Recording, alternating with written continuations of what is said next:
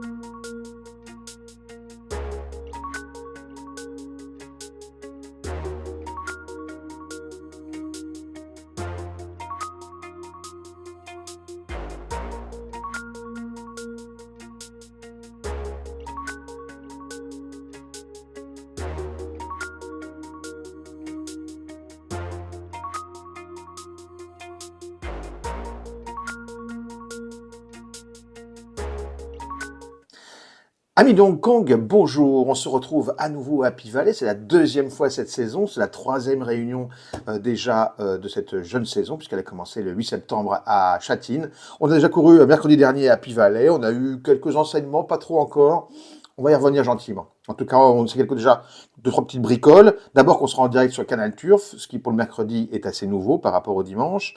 Ce sera à partir de 13h10 avec 8 courses, comme souvent le mercredi. 8 courses qui sont proposées par le PMU et tous les opérateurs en France. Le PMU est le seul qui soit en masse commune sur le jeu simple gagnant et placé avec Hong Kong, donc beaucoup de masse. Mais sur tous les autres enjeux et puis chez les autres opérateurs, tout sera en masse séparée. Donc attention de pas trop vous envoyer en l'air. Essayez de bien miser, de miser intelligemment.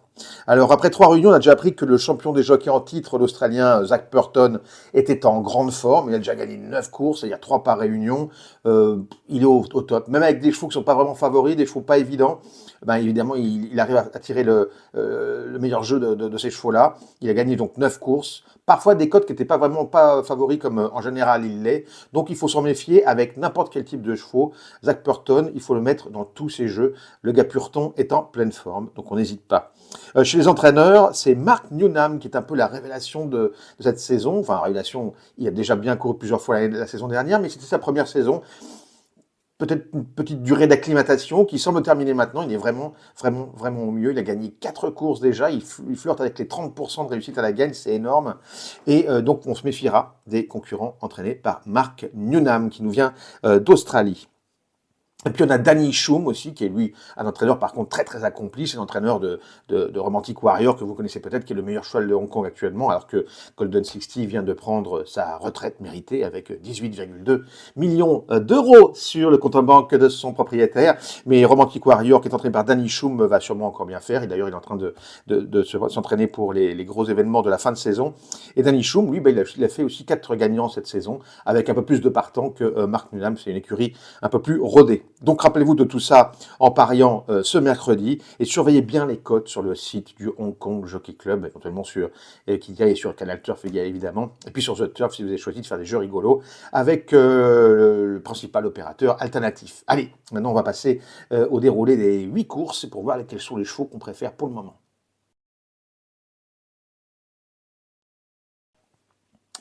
Dans la première course d'aujourd'hui à Hong Kong, à Happy Valley, c'est la R6C1 en France. C'est une course de 1200 mètres. Le départ sera donné à 13h10. C'est une classe 4, donc un niveau acceptable.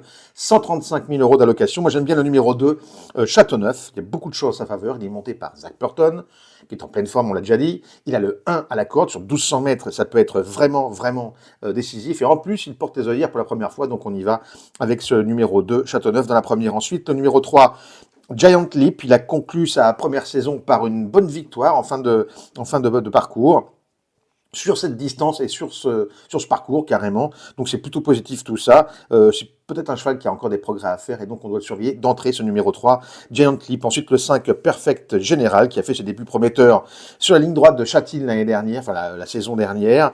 Il finissait fort 5e. S'il se fait Happy Valley, je pense qu'il peut bien faire aussi, surtout sur une distance un tout petit peu plus longue que 1000 mètres. Et puis enfin, le numéro 1, Happy Day, qui revient en classe 4 après avoir dû grimper en classe 3 et donc il sera très bien placé. Donc ça fait 2, 3, 5 et As pour la première aujourd'hui aujourd'hui mercredi à Happy Valley. À tout de suite.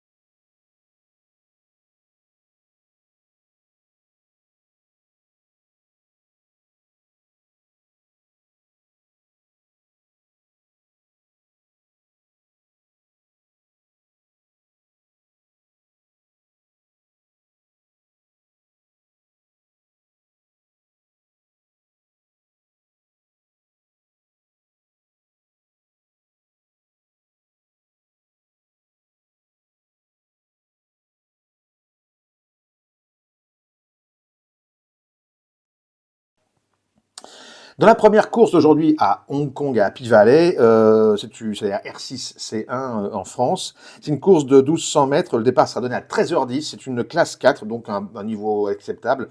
135 000 euros d'allocation. Moi, j'aime bien le numéro 2, Châteauneuf. Il y a beaucoup de choses à sa faveur. Il est monté par Zach Burton, qui est en pleine forme, on l'a déjà dit. Il a le 1 à la corde. Sur 1200 mètres, ça peut être vraiment, vraiment décisif. Et en plus, il porte les œillères pour la première fois. Donc, on y va avec ce numéro 2, Châteauneuf, dans la première. Ensuite, le numéro 3, Giant Leap, il a conclu sa première saison par une bonne victoire en fin de parcours sur cette distance et sur ce parcours carrément. Donc c'est plutôt positif tout ça. C'est peut-être un cheval qui a encore des progrès à faire et donc on doit le surveiller d'entrée, ce numéro 3, Giant Leap. Ensuite le 5, Perfect General, qui a fait ses débuts prometteurs sur la ligne droite de Châtillon l'année dernière, enfin la saison dernière.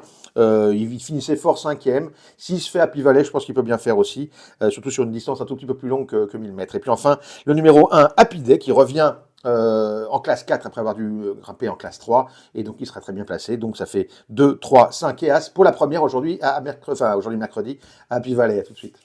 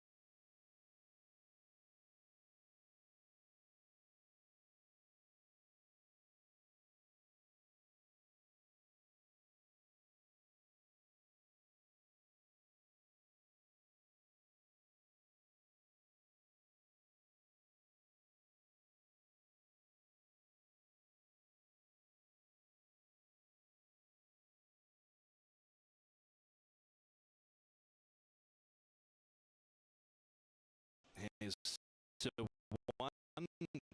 Best bet for Nick tonight, right?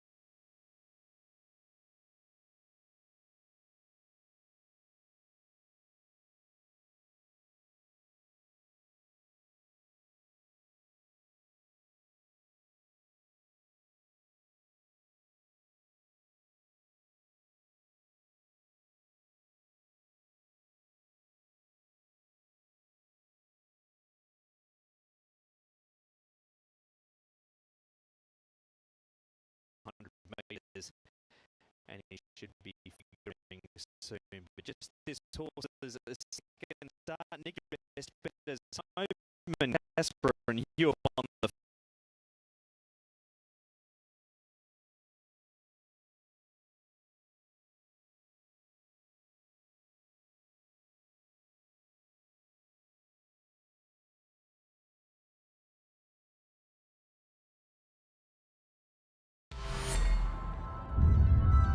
Dans cette course-là, il n'y a pas le droit à l'erreur. Mais ça va aller. Avec une bonne vision, de l'ambition, ça va aller. Faire sa place n'est jamais facile. Mais ça va aller. Avec la bonne équipe, avec le soutien des parieurs, avec un partenaire qui partage la même vision. Ça va aller. The Turf, partenaire d'Infinity 9 Horses. The Turf, une histoire de turfiste.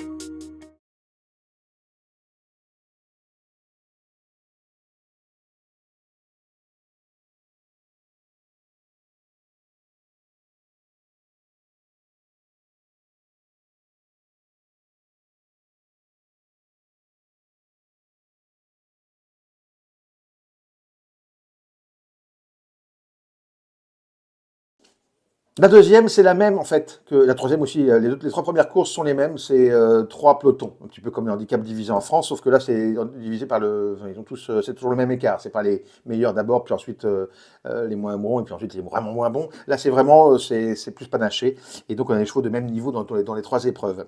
Et donc dans cette R6 C2, toujours sur 1200 mètres, toujours avec 135 000 euros d'allocation, toujours en classe 4, et toujours sur 1200 mètres, on commence par le numéro 7, So Treasure, qui a couru 6 fois la saison dernière et a commencé à trouver un petit peu son rythme en fin de saison.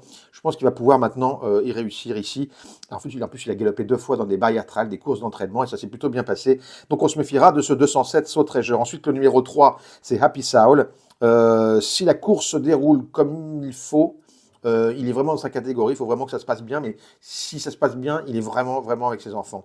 Le numéro 2, Happy Trio, un autre Happy, a terminé cinquième derrière le très très bon Packing Power la semaine dernière, et il sera plus facile ici quand même, c'est un peu plus facile pour ce numéro 2, Happy Trio dans la deuxième, et puis ensuite le numéro 4, Golden Luck, qui vraiment bien couru la dernière fois l'entraînement, et qui devrait pouvoir peut-être concrétiser, comme d'autres l'ont fait d'ici, depuis le début de la saison, après, pour sa rentrée, donc pour sa rentrée en tout cas dans le cadre d'une réunion de course publique. Dans la deuxième, donc le 7, le 3, le 2 et le 4, c'est mon choix.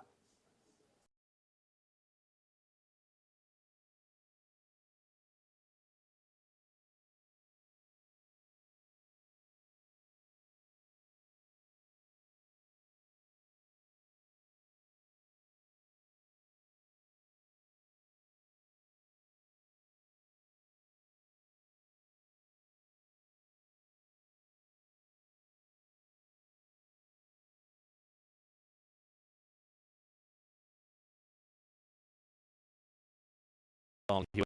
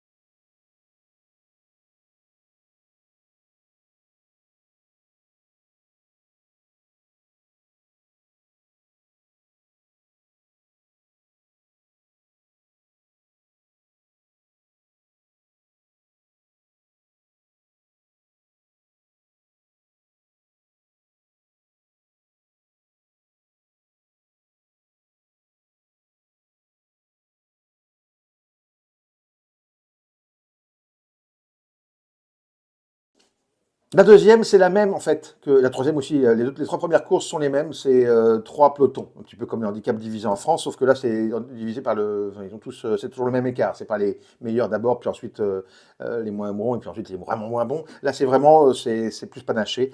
Et donc, on a des chevaux de même niveau dans les trois épreuves. Et donc, dans cette R6 C2, toujours sur 1200 mètres, toujours avec 135 000 euros d'allocation, toujours en classe 4, et toujours sur 1200 mètres, on commence par le numéro 7, So Treasure, qui a couru 6 fois la saison dernière et a commencé à trouver un petit peu son rythme en fin de saison. Je pense qu'il va pouvoir maintenant y réussir ici. En plus, il a galopé 2 fois dans des barrières trials, des courses d'entraînement, et ça s'est plutôt bien passé. Donc on se méfiera de ce 207 So Treasure. Ensuite, le numéro 3, c'est Happy Soul. Si la course se déroule comme il faut, il est vraiment dans sa catégorie, il faut vraiment que ça se passe bien, mais si ça se passe bien, il est vraiment, vraiment avec ses enfants. Le numéro 2, Happy Trio, un autre Happy, a terminé 5e derrière le très très bon Packing Power la semaine dernière, et il sera plus facile ici quand même, c'est un peu plus facile pour ce numéro 2, Happy Trio dans la deuxième, et puis ensuite le numéro 4, Golden Luck, qui vraiment bien couru la dernière fois l'entraînement, et qui devrait pouvoir peut-être concrétiser, comme d'autres l'ont fait d'ici, depuis le début de la saison, après, pour sa rentrée, donc sa rentrée en tout cas dans le cadre d'une réunion de course publique. Dans la deuxième, donc le 7, le 3, le 2 et le 4, c'est mon choix.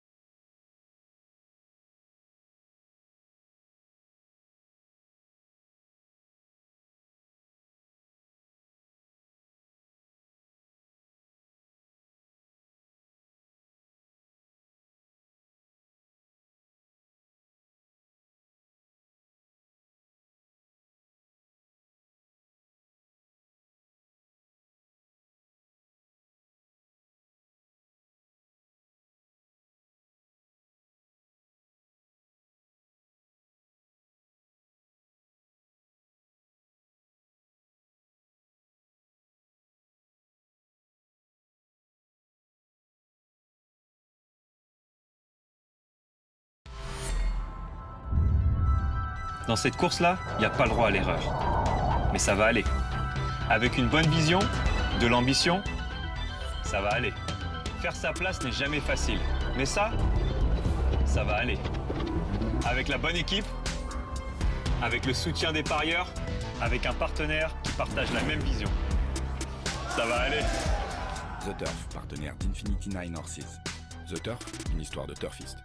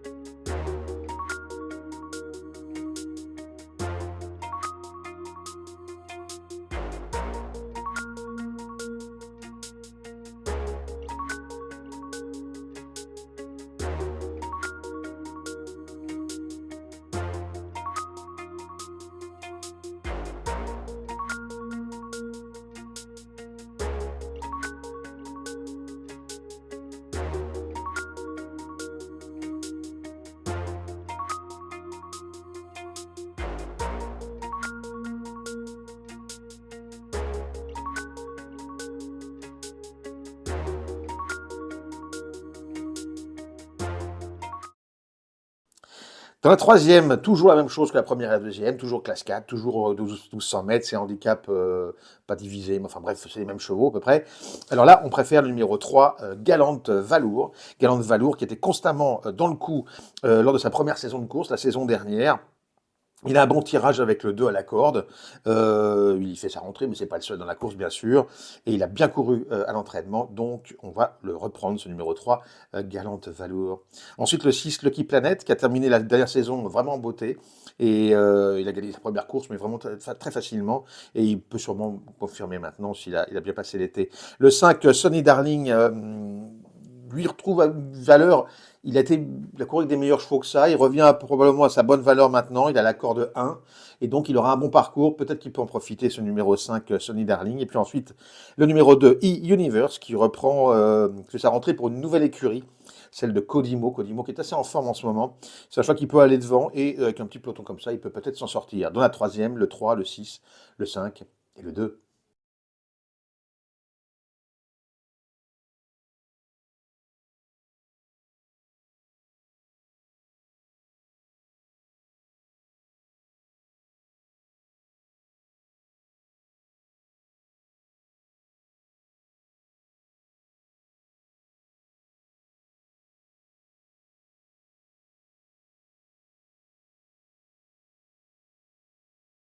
Parading 22 and 4.8, and he's a handy type of horse when he gets the right sort of race off the front, and he proved that with that easy win 3 starts ago. Gallant Valor, Jenny is the favourite, 2.5, just the one win from 12, and it's been relatively consistent, this horse. Third in the trial with Caris on recently, and was only just touched off when seen 76 days ago.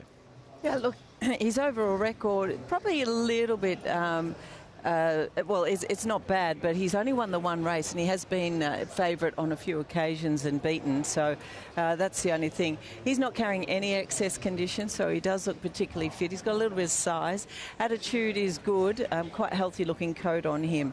So he weighs in at 1,106 pounds, quite deceiving. He doesn't look anywhere near that type of weight. He looks a bit lighter than that, but he's fluent and he's well behaved.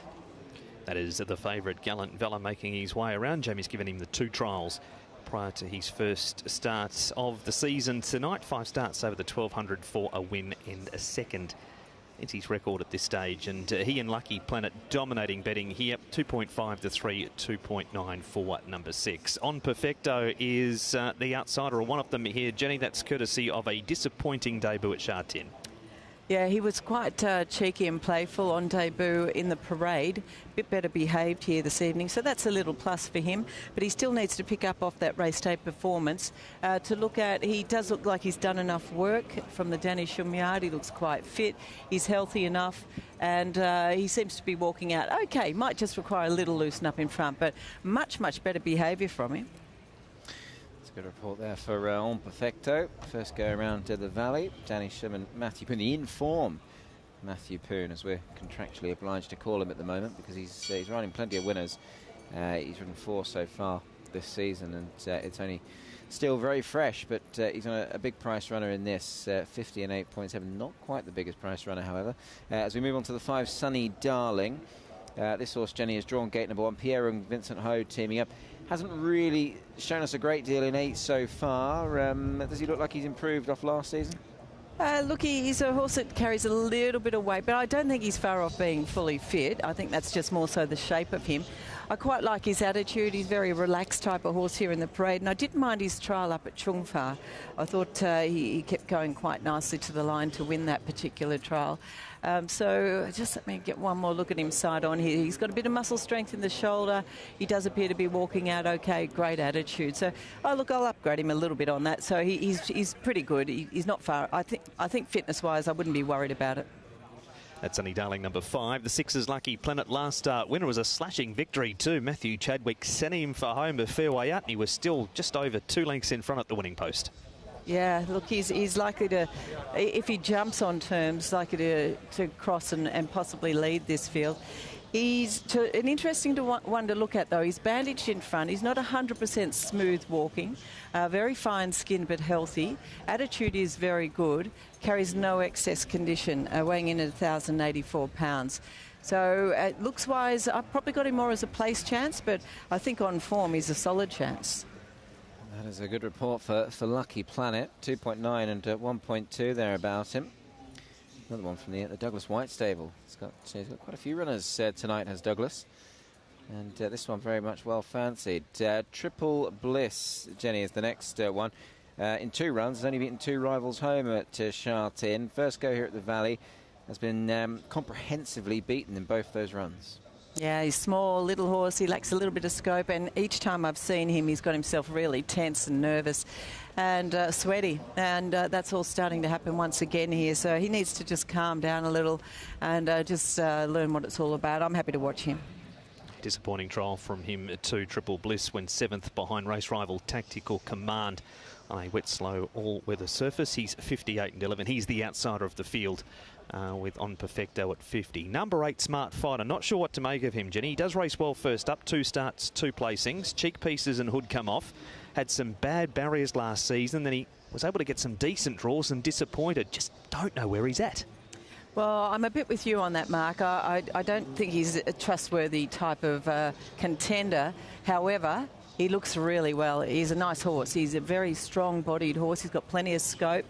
He's nice and eager and keen here in the parade. He looks fit enough, and he does walk out nice and freely. So it's hard not to be taken by the way he presents. But has he got what it takes? That's the big query. But on looks, I've got to consider him. And a Smart Fighter. Some of the headgear coming off here tonight, just left with the tongue tie, and Andrea Zani will ride again. Tactical Command, Jenny's going up in grade. He won a yielding ground Class 5 over this trip at Chartin when last seen, beating Colonel. This certainly is tougher, but the stable are in good order. The stable's in great order, no doubt about that. Now, he's behaved himself quite well. A little bit tense, this horse, but not enough to be concerned about. He hasn't got himself too hot and bothered. Trial was quite good on the all-weather surface. He's about to come past me again, so I just want to take one more look at him. I was wondering, first time he went past me, whether he's carrying a little bit of weight. And there is a little bit of condition to work with, but in saying that, I still think he's fit enough not to disgrace. So he's okay. He's just a tad tense. And that is the field for race number 3, as Tactical Command will head out after he does one more lap, because Sweetbriar is right behind him, making his way, as you can see, out the gate for race number 3 here, Paul, where there are 2 vying for favouritism at this stage. Yeah, it looks that way, doesn't it?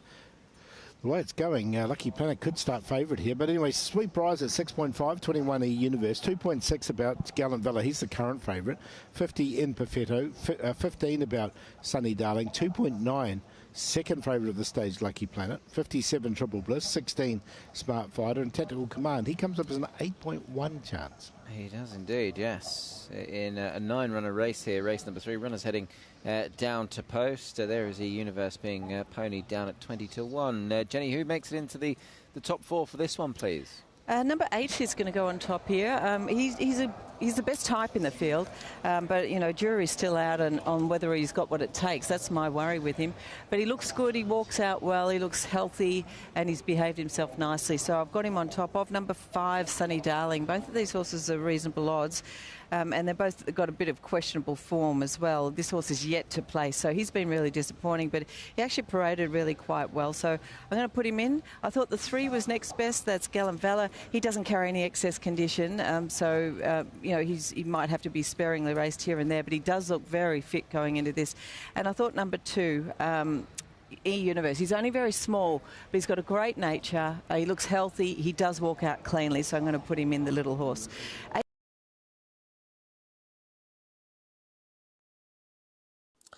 Dans la troisième, toujours la même chose que la première et la deuxième, toujours classe 4, toujours 1200 mètres, c'est handicap pas divisé, mais enfin bref, c'est les mêmes chevaux à peu près. Alors là, on préfère le numéro 3, Gallant Valour. Gallant Valour qui était constamment dans le coup lors de sa première saison de course, la saison dernière. Il a un bon tirage avec le 2 à la corde. Il fait sa rentrée, mais c'est pas le seul dans la course, bien sûr. Et il a bien couru à l'entraînement. Donc, on va le reprendre, ce numéro 3, Gallant Valour. Ensuite, le 6, Lucky Planet, qui a terminé la dernière saison vraiment en beauté. Et il a gagné sa première course, mais vraiment très facilement. Et il peut sûrement confirmer maintenant s'il a bien passé l'été. Le 5, Sunny Darling, lui retrouve à une valeur.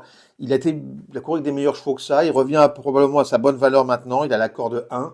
Et donc, il aura un bon parcours. Peut-être qu'il peut en profiter, ce numéro 5, Sunny Darling. Et puis ensuite, le numéro 2, E-Universe, qui reprend sa rentrée pour une nouvelle écurie.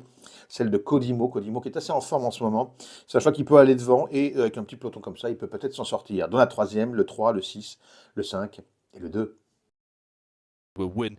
Wasn't the worst trial leading into this as well. He won that on a rain-affected track at Sha Tin. And 6 Lucky Planet. Gee, he won easily here last season. He really deserved that win too, did Lucky Planet. Had the trail in the barrier trial and just coasted along on that wet dirt track. 3, 1, 9 and 6 here, Paul, for the last of the Class 4 sprints. I'm with you there, Tom, with the 3 Gallon Valor. I think this could be a good race for him. Drawn nicely in barrier 2. So consistent last season, 3-3, 6-3, 2. And I think he's ready to perform here. So he's on top, the 3. Going to go give the Tactical Command a chance to perform in this grade. I know he was on a yielding track last time in Class 5, but I think he's capable of performing at the bottom of Class 4. Sweet Briar definitely is here in Class 4. He's been running in Class 3. He comes down in grade. Lyle Hewitson aboard. He's been placed a couple of times. He's run second off a 65 rating in Class 3. He's down to a 60 rating now. At E-Universe, they leave him alone in front. Alice Wong aboard. He can scoot along in front, the little fella. 3-9-1-2. On the 3 here, Paul Gallant Valor, a bit like you and Tom. He deserves a win. He's been racing super consistently last time. Races well first up. Good draw, Karis Teat and Jamie Richards to get the job done. 1 Sweet Briar is going on his good record in this grade, and he has placed first up in the past. He's run a 3rd and a 4th in a fresh condition, has Sweet Briar. He's in for second. 6 Lucky Planet has winning form. Good victory, goes up £7 for it, but now has that win on the board. And Tactical Command going to leave him safe because he did get better and better with racing last time in. An opportunity to do something in Class 4 tonight. 3, 1, 6 and 9. Yeah, gone the 3, Gallant Valor. Look, there he is on screen. Looks plenty well enough, doesn't he, this evening? Karis Teaton trialled him. He looked good in the trial. Only just touched off behind Travel Golf when last seen. They put him up £2 for that. And on the whole, he's very consistent, this horse. Karis actually has ridden him 4 times. He actually rode him during his Griffin season when trained by the now retired. On est déjà arrivé à la 4e course. On est plus de 1200 mètres. So he at least knows the horse, and obviously he doesn't need to know the horse overly well because he's an excellent jockey, I suppose. But he has ridden him, and he's got on him, I think, at a good time when he can win again. The 6 Lucky Planet was good when he was last seen. They put him up 9 for that. So I mean, he absolutely hacked up by 2 1/4. Went forward. Matthew Chadwick's on again, obviously, and has drawn well. So there's enough to like with him. The top 1, Sweet Briar, I thought was quite interesting. I want to keep him relatively safe. He's never run awful races here in 5, but he just hasn't won one. He's just been a better horse and a winner at Sha Tin, but I thought the drop in grade would suit him. And down at the bottom, Tactical Command, look, he needs to lift a little. He's 0 from 9 in this grade. Did win on yielding ground back in June when we had all that rain, but he's trialled well recently with Alexi and the plate, and Mark Newnan's horses are racing very well. 3, 6, 1, 9 for me here, Jenny.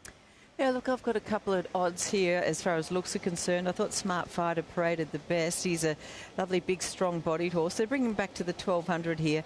He has been very costly, I will say that, and he's still yet to win, so he needs to show us that he can do it, but he paraded the best. So he goes on top of number 5, Sunny Darling, who's had 8 starts and has not been able to run a place so far. But his trial wasn't bad. He was able to win a trial up at Chung Fa, and he's drawn in gate 1, so I'm hoping that he can improve. He actually looked really well. The 3 horses as fit as he could possibly be. I thought he paraded quite nicely, and I think he'll be hard to beat. And I thought number 2, E-Universe, little horse, he walked out nice and freely, great attitude, really healthy, looks fit enough. So 8, 5, 3 and 2 for me. Thank you, Jenny. It is a Smart Fighter on top from the paddock, and there's a few Quinillas starting to go through Smart Fighter too, Paul. Yeah, there is. So we'll keep an eye on his win and place price. Hasn't moved at this stage, still 16 and 3.5. Currently the play with 139.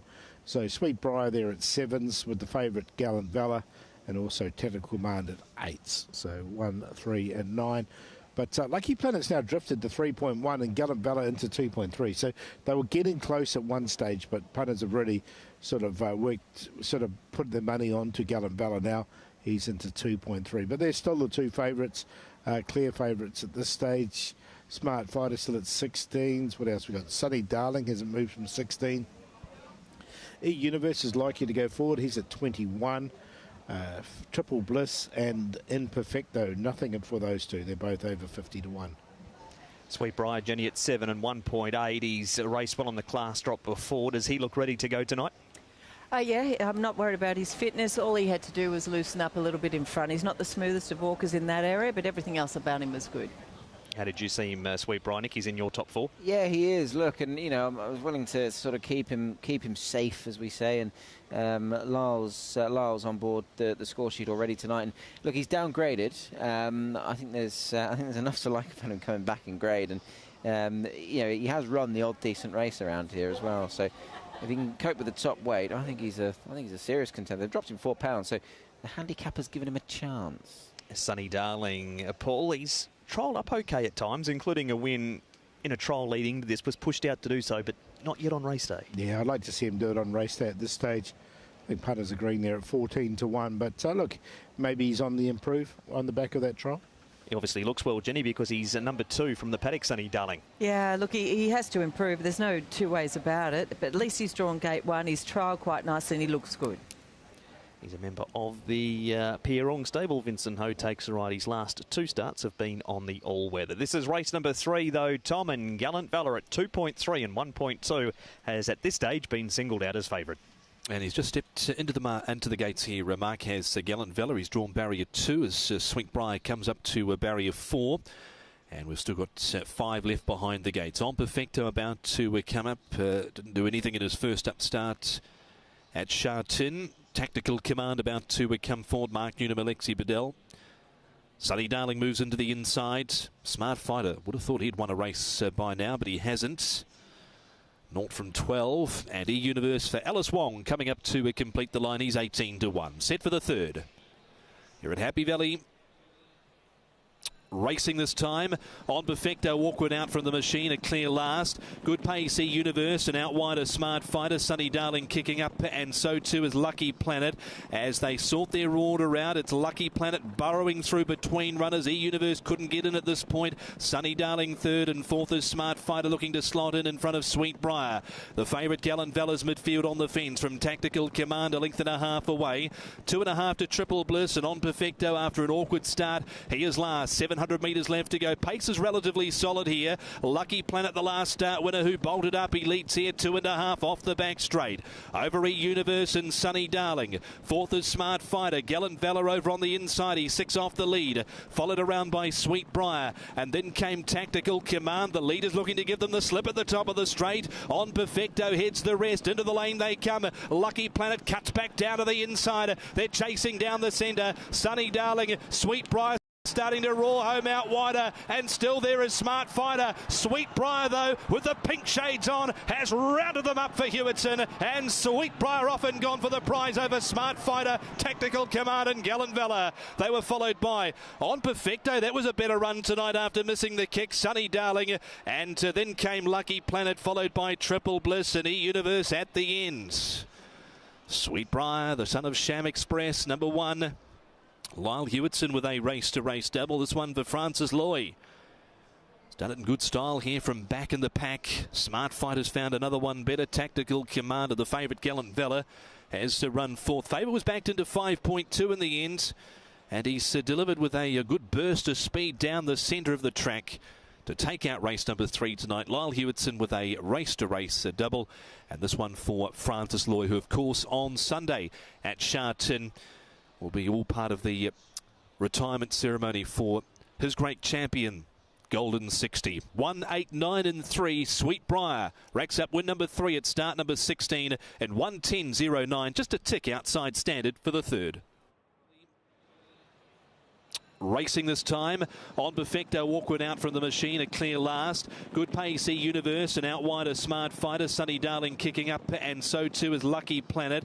As they sort their order out, it's Lucky Planet burrowing through between runners. E-Universe couldn't get in at this point. Sonny Darling 3rd, and 4th is Smart Fighter looking to slot in front of Sweetbriar. The favourite Gallant Valor's midfield on the fence from Tactical Command, a length and a half away.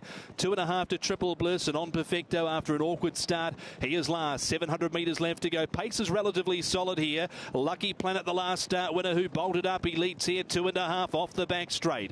Over Universe and Sunny Darling. Fourth is Smart Fighter. Gallant Valor over on the inside. He's 6 off the lead. Followed around by Sweet Briar. And then came Tactical Command. The leader's looking to give them the slip at the top of the straight. On Perfecto heads the rest. Into the lane they come. Lucky Planet cuts back down to the inside. They're chasing down the centre. Sunny Darling. Sweet Briar starting to roar home out wider. And still there is Smart Fighter. Sweet Briar, though, with the pink shades on, has rounded them up for Hewitson. And Sweet Briar off and gone for the prize over Smart Fighter.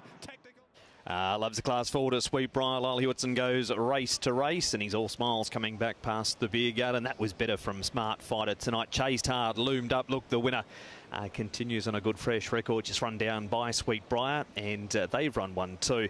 Number 9's run third, and that was a Tactical Command. That's been his best performance in this grade. But Sweet Briar, Hewitson goes bang bang, Nick. He does, yeah. Quick fire double there for Lyle, so well done to him there. And this is a horse he knows really well, Sweet Briar. He's done a lot of riding on this horse. 12 rides now for the 3 wins. He's the only man to have won them, in fact. So he clearly has a nice affinity with the horse, and he will pay 52.50 and 17.50 about the win. The runner-up was number 8, Smart Fighter, at 35.50. Third, number 9, Tactical Command at 26s, and fourth there was number 3, Gallant Valor. The Quinella, 356. The forecast, 646. The tiers, $4,229. And the trio, $785. Jenny, as the winner returns to the enclosure. They've clocked, albeit slight, the slowest time of the 3 1,200-metre races so far this evening. But it was good to see this horse win again.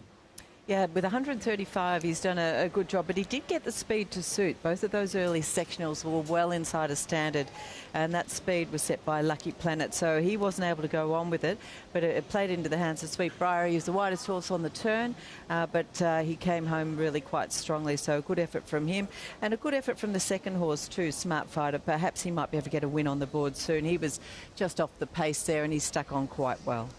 It was a nice ride from Andrea to get him in, one off with cover from the first turn, but there were gaps in the field, Paul, because Lucky Planet, well, it worked last time, flying along, going for home a fair way out, so why not try it again? Yeah, they did, and you could see halfway down the straight that he sort of running around a little bit, hit the rail, well, didn't hit the rail, but went down to the rail, didn't he? And they gave these horses the chance, and it's good for Lyle Hewitson. It's a double for him, early double, only after 3 races. And you can see him there on screen as he waves in. So nice win from him. Smart Fighter, he ran well. He was a little bit wide early, so with that pace, it really suited him. He managed to get across. And as Jenny said, Sweet Briar with the weight, he travelled nicely, and the favourite finished off there in 4th. He did indeed, with Lyle having plenty of chances still to come to tonight too, Nick. Yes, quite. Just having a quick look through the book as to what he has got. I should know off by heart, really, shouldn't I? But having a look at his rides, Gorgeous Vitality, Happy Hero, Parterre, and Yellowfin, of course, in the last. How could we forget him? Yellowfin. Let's have a look back at them from the start. Then off they go. Nice level dispatch. The winner, he came from gate number 4 there. Jumped well in the light blue and white. Going forward is E-Universe up on the outside, but out in front it's Lucky Planet who's going to get to the lead very shortly. Sunny Darling down on the rails. Smart Fighter in behind them. There is Sweet Briar just being held together in the purple headgear by Lyle, followed by Gallant Valor, the favourite. Tactical Command is 3 from the back. Behind him we've got the outsider Triple Bliss, and also on Perfecto, who was one of the big price runners. But they didn't. There was no loafing here, Paul. They've gone along at a decent clip. Yeah, so it really suited these back runners to get into the race. And you can see Sweet Briar coming in those light blue colours. He was in the back half of the field, and he starts to make his run. Tactical Command, he finished off nicely. He was there as well. And at this stage, Lucky Planet, you can see what I mean. He went straight back to the rail there. So he was starting to run around. You could see he was getting tired at this stage. And Smart Fighter staying on nicely as well. He is indeed, yeah, and right down the outside, that's where it's all happening. Sweet Briar extending nicely for Lyle there, under the top weight as well. So a very commendable performance. Beats Smart Fighter, Tactical Command, and Gallant Valor in the 3rd. And he will... Dans cette course-là, il n'y a pas le droit à l'erreur. Mais ça va aller. Avec une bonne vision, de l'ambition, ça va aller. Faire sa place n'est jamais facile. Mais ça va aller. Avec la bonne équipe, avec le soutien des parieurs, avec un partenaire qui partage la même vision. Ça va aller. The Turf, partenaire d'Infinity Nine Horses. The Turf, une histoire de turfiste. The quartet return. The numbers of 189 and 3 Gallant Vella.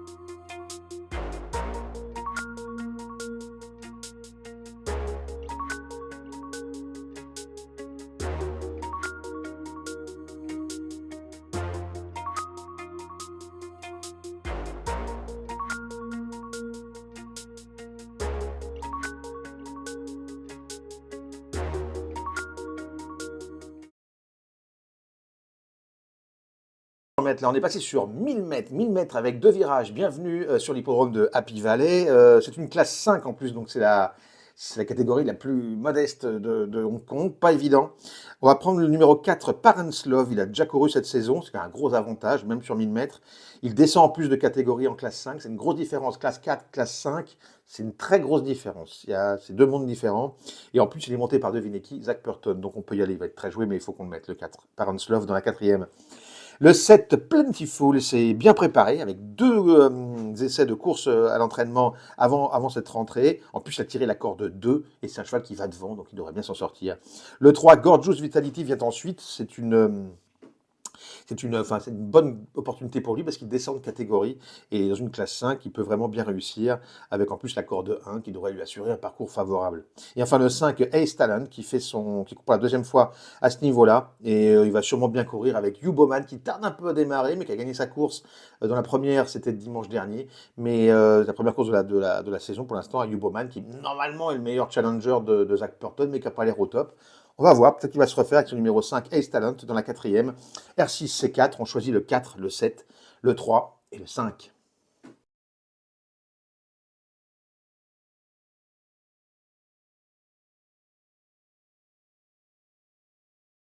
The boys to come back to Parents Love and just focus on Falcon Court, who's had no luck with the barriers again this evening. No, he can't draw a gate. Well, he hasn't recently anyway, but it's going to make it tough for him. I'd expect he probably wants a bit further anyway, but he should be running on towards the end of this race if there's sufficient speed. You know, he might be able to pick up a place check. The horse looks nice and relaxed here in the parade. He also looks really fit going into this. He's actually dropped 10 pounds. A nice, healthy-looking coat on him. He's got a very good nature as well. Walks out cleanly, so he actually looks good. And that is Falcon Court. There he is. Good side-on shot of him. 22 and 5.8 for Falcon Court. Though the draw obviously not ideal. Gorgeous Vitality. Lyle Hewson looking for a treble here this evening.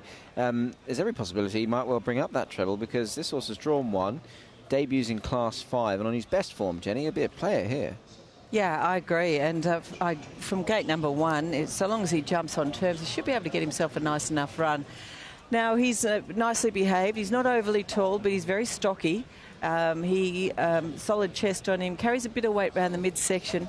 As he walks past me, I've probably got to query him a little bit as far as whether or not he's 100% fully tuned, because he looks like he's carrying a touch of condition. So I'm going to say more a place chance on looks, but on form, a good chance. That was a Gorgeous Vitality. Down to number 5, Ace Talent, same combination. That won the first race here tonight. It's Hugh Bowman and Casper Founds. Ace Talent looks good. Yeah, look, he's a one-time winner over the course and distance. He had 189 days off, so long time since we've seen him, but he actually looks well prepared. He's a neat type of horse. He looks fit enough going into this. His last racing weight was 1,055 and he's 1,050 here this evening, so he doesn't look bad. He did have a lameness issue, that's why he's been off the scene for a long time, but appears to be walking out well enough, and I think he's fit enough, so I'll leave him there with a chance. Yeah, quite a speedy type of horse, Ace Talent. Bell goes for jockeys to mount. Diamond Soars next up, Jenny. 112 days since he last raced. That was on the all-weather behind Daily Trophy. He's a 4-time winner, 3 of which have been achieved here over the course and distance.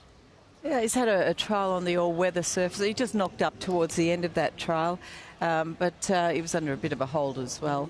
To look at, he is a horse that parades nicely enough on most occasions. He's pretty calm and relaxed. Strong-chested horse, plenty of scope, bit of size about him, looks healthy, looks fit. I'm expecting him not to disgrace the way he presents. He looks good.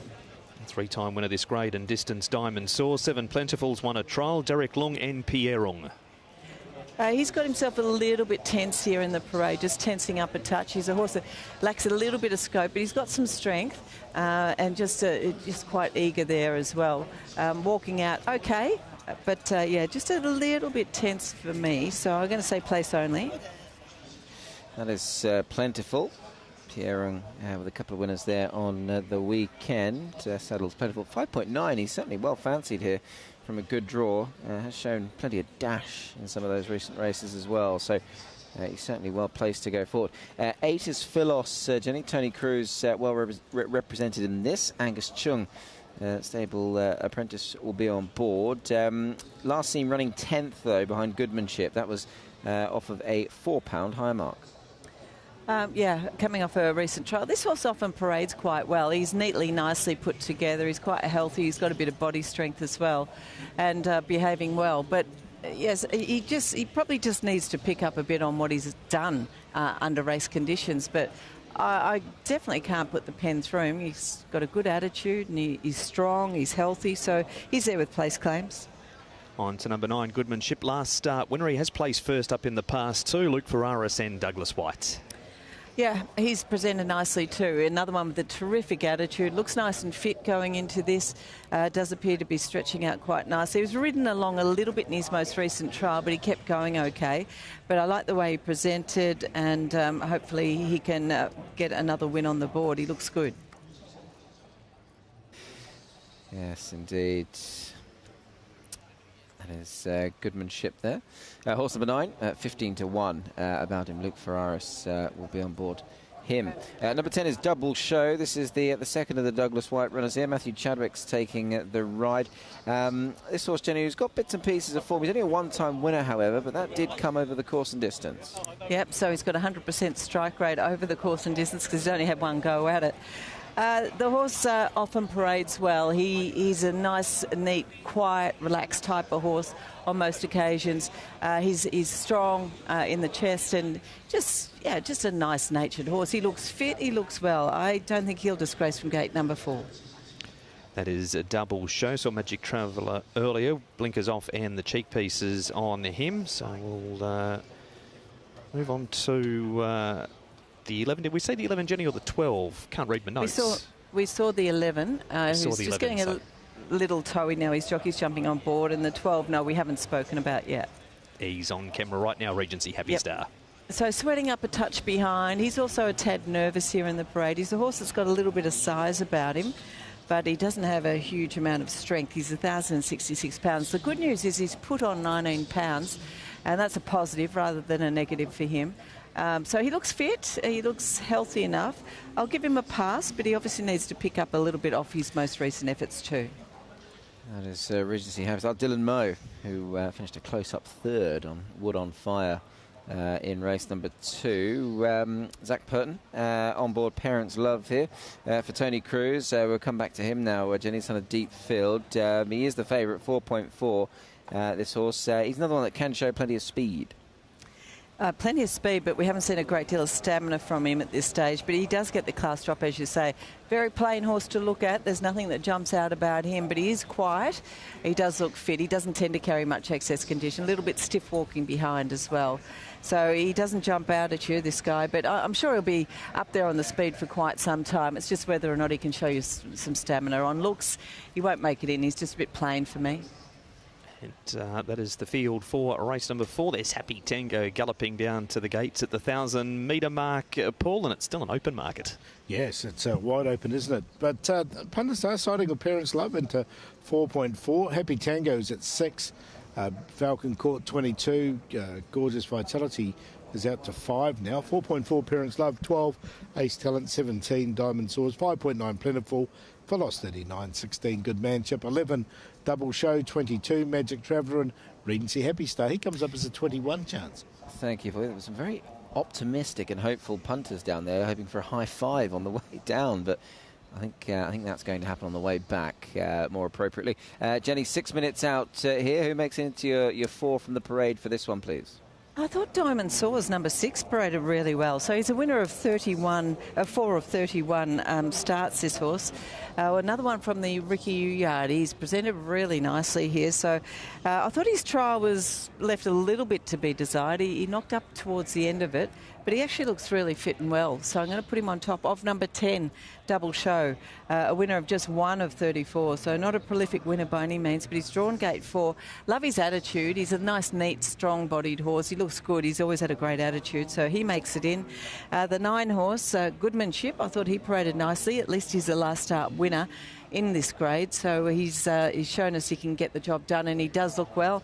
And of the rest, I thought number 5, Ace Talent, was probably entitled to go in. He's been off the scene for a long time, hasn't raced since March, but he looks like he's done enough work. One from the Casper Founds Yard and the Hugh Bowman combination there. From gate 9, he'll need a bit of luck, but he does look well enough. Trial was a bit on the average side, though, but looks good. So on est déjà arrivé à la 4e course, on n'est plus sur 1200 mètres, là on est passé sur 1000 mètres avec 2 virages. Bienvenue sur l'hippodrome de Happy Valley.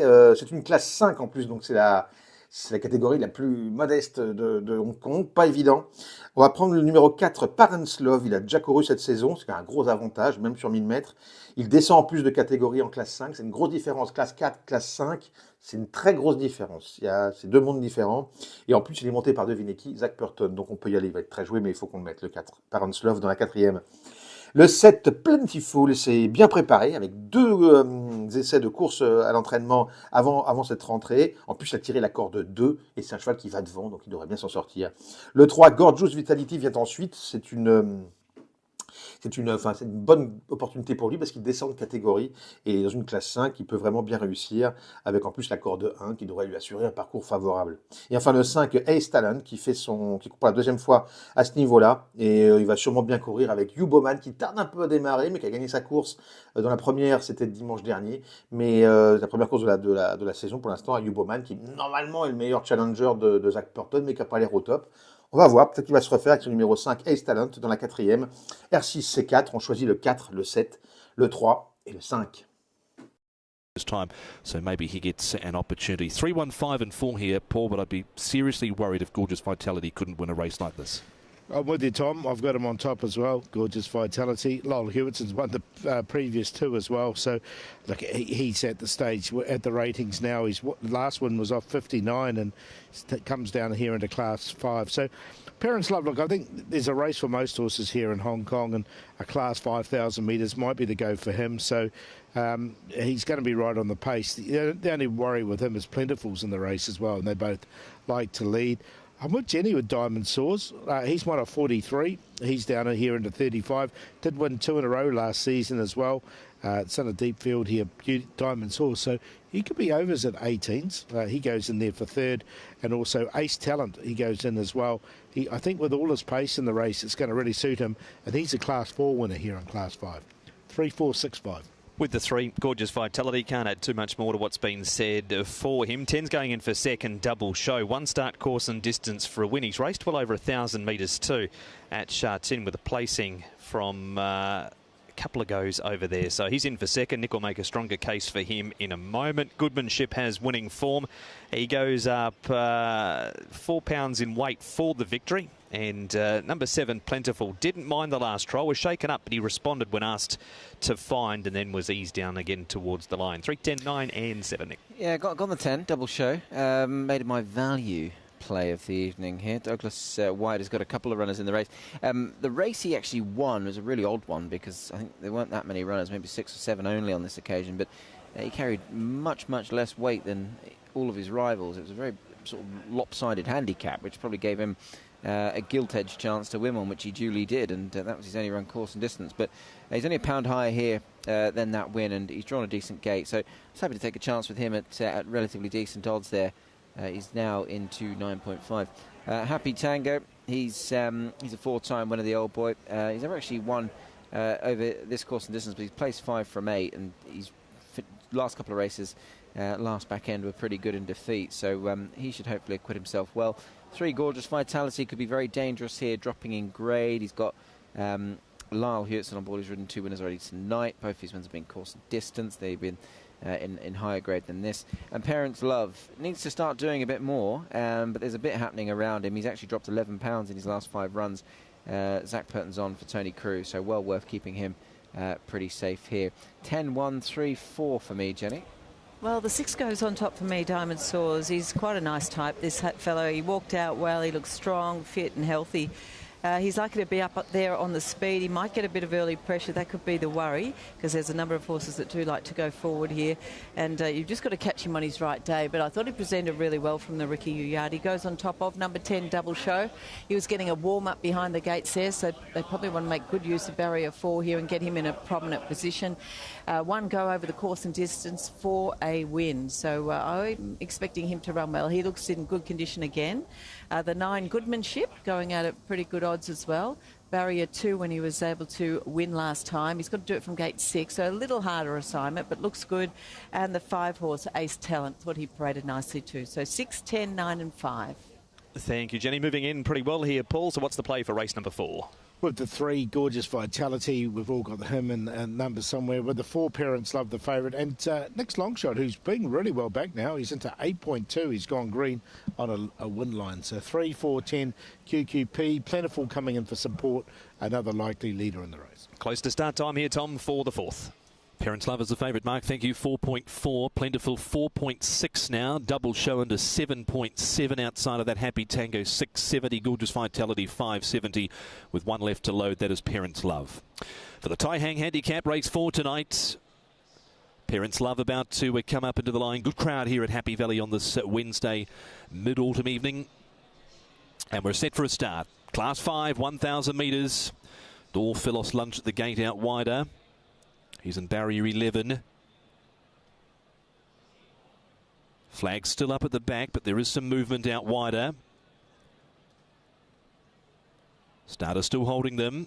There they go now. They're racing from the 1,000 metres. Double Show not the quickest out with Regency Happy Star. And Ace Talent began fast. Happy Tango, Plentiful, driving through over on the inside to head them all off. Diamond Soars 4th, 1 off from Parents Love, and then came Magic Traveller. He's really been scrubbed along in the early stages. Gorgeous Vitality about midfield. Next to Regency Happy Star. 2.5 to Goodmanship. Double Show. He's chased along. Philos second to last. And Falcon Court last. They're stretched over 12 to 15 at the 450 metres, and the leader is Plentiful by a length and a half on Happy Tango. Parents Love stalks them. Ace Talent, and then came Diamond Soars, followed back in the pack by Magic Traveller. Gorgeous Vitality still a long way off them. Plentiful the leader. Plentiful up the inside comes Parents Love. Happy Tango still there. Ace Talent not done with yet. Up the inside Parents Love. He's driving through. Parents Love just in front of Happy Tango. He's lifting Happy Tango at the post. Oh, it's very close. Very, very close. It's gone right to the wire. Parents Love. Happy Tango has had one final thrust. I thought maybe visually the inside, but I'll sit on the fence. I'm not sure. Ace Talent 3rd and 4th. Back behind them was Magic Traveller. A distance away. The top 3 got right away. They were followed back behind those gallopers as they've run on through. Gorgeous Vitality. And then we had Diamond Soars, Falcon Court, Plentiful, Philos, Goodmanship, Magic Traveller back there. Double Show as well, and Regency Happy Star. Thought maybe inside, but it could be Happy Tango here, maybe for his first 1,000 metre victory. The 9-year-old Happy Tango could be off the canvas here. He fought very doggedly over the final stages. Parents Love and Purton. It's 5-11 for 3rd and 4th. Number 5, Ace Talent from 11, Magic Traveller. We're standing by to see what Mr. Judge says after race number 4. With Happy Tango and Parents Love very close. We're waiting on the judge to semaphore numbers. Nothing through yet. The cameraman on course having a bob each way. No number yet. Still standing by. From the 1,000 metres, Double Show not the quickest out with Regency Happy Star, and Ace Talent began fast. Happy Tango, Plentiful, driving through over on the inside to head them all off. Diamond Soars 4th, 1 off from Parents Love, and then came Magic Traveller. He's really been scrubbed along in the early stages.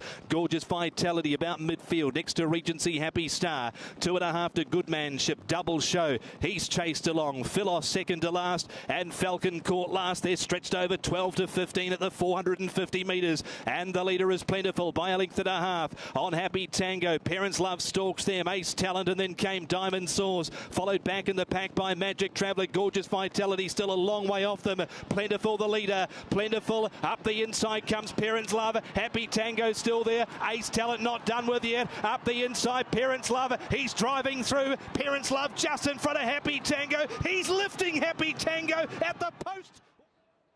Happy Tango by a nose. What a finish. Karis Teton and Mi Choi combined to win the first leg of the triple trio. Parents Love in front everywhere but the post, and nose between them. Ace Talent has run fourth. There is the winning trainer, and there, Nick, is the winning photo. It's not a big margin, but it's enough for Happy Tango to be semi-forward as the victor. Yeah, look, it's a flared nostril, if nothing else. It's a nose and a half a length officially. Karis Teton high-fiving all the crowd. Great to see Karis get on the score sheet as well. I know we're only early days, but I think always a lot is expected that Karis Teton gets on the board early, but he's done it here tonight, and he looks delighted with it too on good old Happy Tango, trained by that man there, Mi Choi. In fact, he was the first trainer I saw when I got to the races today. So well done to me there. It's a fifth win for this horse from 62 starts, but a very close go. Looks if Parents Love certainly has probably found he's levelled. I think he'll be winning one not before too long, but denied tonight. 98, 50 and 28 for the top weight. Happy Tango's dug deep. Parents Love, the 4 in second, $20. Third, number 5, Ace Talent, 44.50, and fourth there was number 11, Magic Traveller. Front three relatively comfortably clear of the fourth in the end. The Quinella, 267, forecast 533, the Tierce 3,365, and the trio $549 there. Jenny, Happy Tango getting the win here. Mi Choi, Karis Teton teaming up, and he's been a pretty good servant for his connections down through the years, this 9-year-old. Oh, they've had a lot of fun with him, there's no doubt about that. As a 9-year-old, it takes his prize money earnings up to over $6 million. And you've got 5 wins on the board, 11 seconds, 5 thirds and 5 fourths. So they've had a lot of fun with this guy, and well done to everyone involved there, getting another win on the board. Karis and me all smiles down there, as you'd expect, as Happy Tango. Gee, had to dig deep there, Paul. Parents Love, that was the key. Rode him off the pace tonight, didn't really contest the lead. Yeah, exactly. And look, Parents Love had won, as we said, won all those trials. Hadn't really lived up to those trials, but tonight he sort of did. So I think he's found his level, class 5,000 metres. And look, I think he'll be winning one on this grade, no question. So a lot better run from him, but just nabbed on the line there. A good run also from Ace Talent, because he drew wide and he finished off really strongly. And as Nick said, those three were really well clear of the fourth horse, who was under a lot of pressure, Magic Traveller, coming down the back, but he stayed on there for fourth. Gorgeous Vitality was disappointing. He was indeed. He's just out of form as Gorgeous Vitality. Magic Traveller did something same in the trial, Jenny. He was pushed along most of the straight, but he stayed on pretty well. He did, yeah. Look, he's picked up a prize money check there, so perhaps he's on the improve.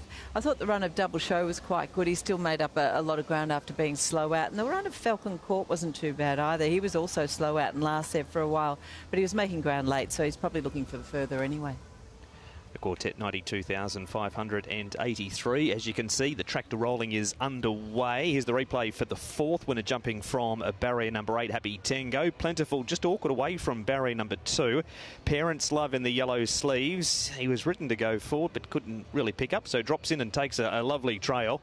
Happy Tango coming forward in his orange blinkers. Ace Talent wider out from Diamond Saws. Magic Traveller in the green, getting over in front of Gorgeous Vitality. And Regency Happy Star, Goodmanship, Double Show, Philos and Falcon Court. Paula's back at the tail. Yeah, and you can see the runner-up getting that lovely trail at this stage, and also going well, managing to slot in was Ace Talent.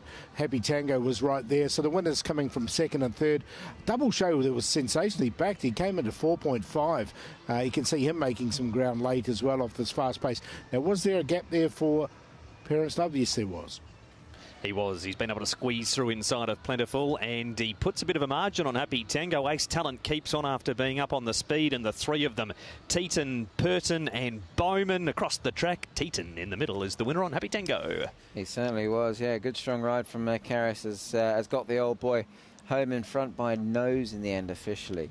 Quinella Place dividends, 1 and 4, 92, 1 and 5, 198.50, 4 and 5, $108. Forecast 1B4, $533 on the forecast there. 4,906 the first four, if you got those numbers in the first four there. 14511 are the numbers needed there. Quartet decent old return here. 92,583. 14511 are the numbers for the quartet on race number 4 there, if you got them in the correct order. The double, 1 into 1, races 3 and 4, 563.50. 1 into 4 consolation, 66.50. Second double trio, result is in. Race 3, 189. Race 4, 145.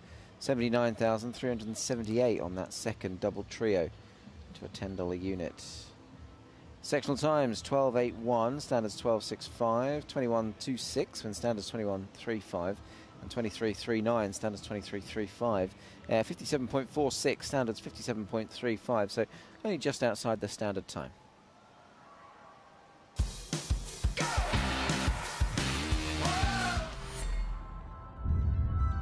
Dans cette course-là, il n'y a pas le droit à l'erreur. Mais ça va aller.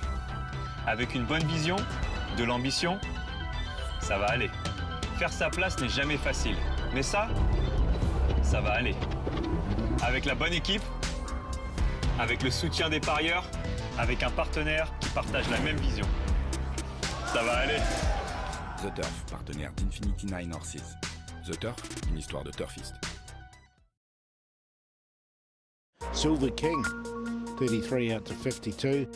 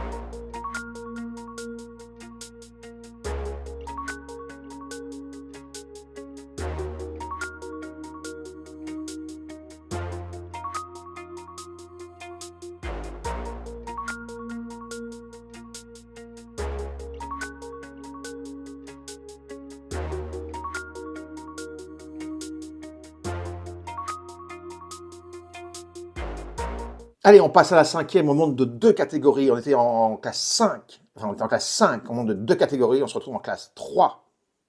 Vous voyez, ils sont tous là. C'est la R6C5. Départ à 15h10, classe 3. Donc, je vous le disais, 237 000 €. C'est-à-dire le prix, l'allocation de 2 courses de groupe 3 en France. Et oui, mon vieux. Le numéro 2, Simply Maverick. Il a notre favori, là, cette course-là. On est sur 1600 mètres, 750, c'est à peu près pareil. C'est grosso modo un gros tour de piste. Ils partent un petit peu au début de la ligne droite, ils font un grand tour de piste. Enfin, c'est une petite piste de 1400 mètres. Donc, il a terminé la saison pas très bien, la saison dernière, mais enfin, il court avec ses enfants un petit peu. Il devrait quand même mieux se retrouver. Il retrouve Andrea Adseni. Sur ce parcours, en plus, il a gagné 3 fois en 7 tentatives. On reprend.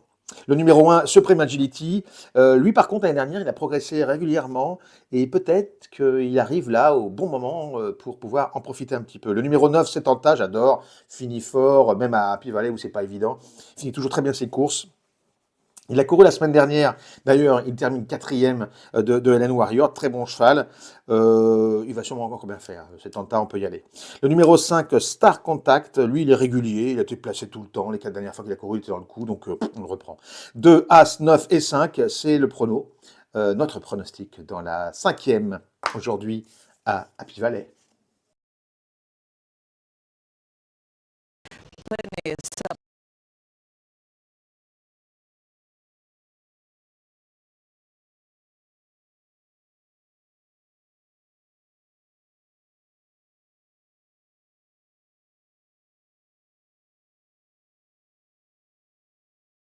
side, and he's quite an athletic looking horse, so he looks fit enough, he looks well enough, and for that reason he definitely gets a pass, but I'd want to see him after what I said. Yeah, he's been beating some thumping margins. His Waikato Guineas win seems like a very distant memory nowadays. Beato, Jenny, horse number 7, he's a winner of 55 rated. He was lame on a right fore and withdrawn when he was due to run last. He's had a trial at Chung Fa. I think Tony Cruz is presenting him looking really well. He's always had a pretty good attitude, this horse. Coat's absolutely gleaming, walking out nice and freely. He's a neat, nice type of horse. He's always had a fair bit of substance about him, and he does look fit going into this as well.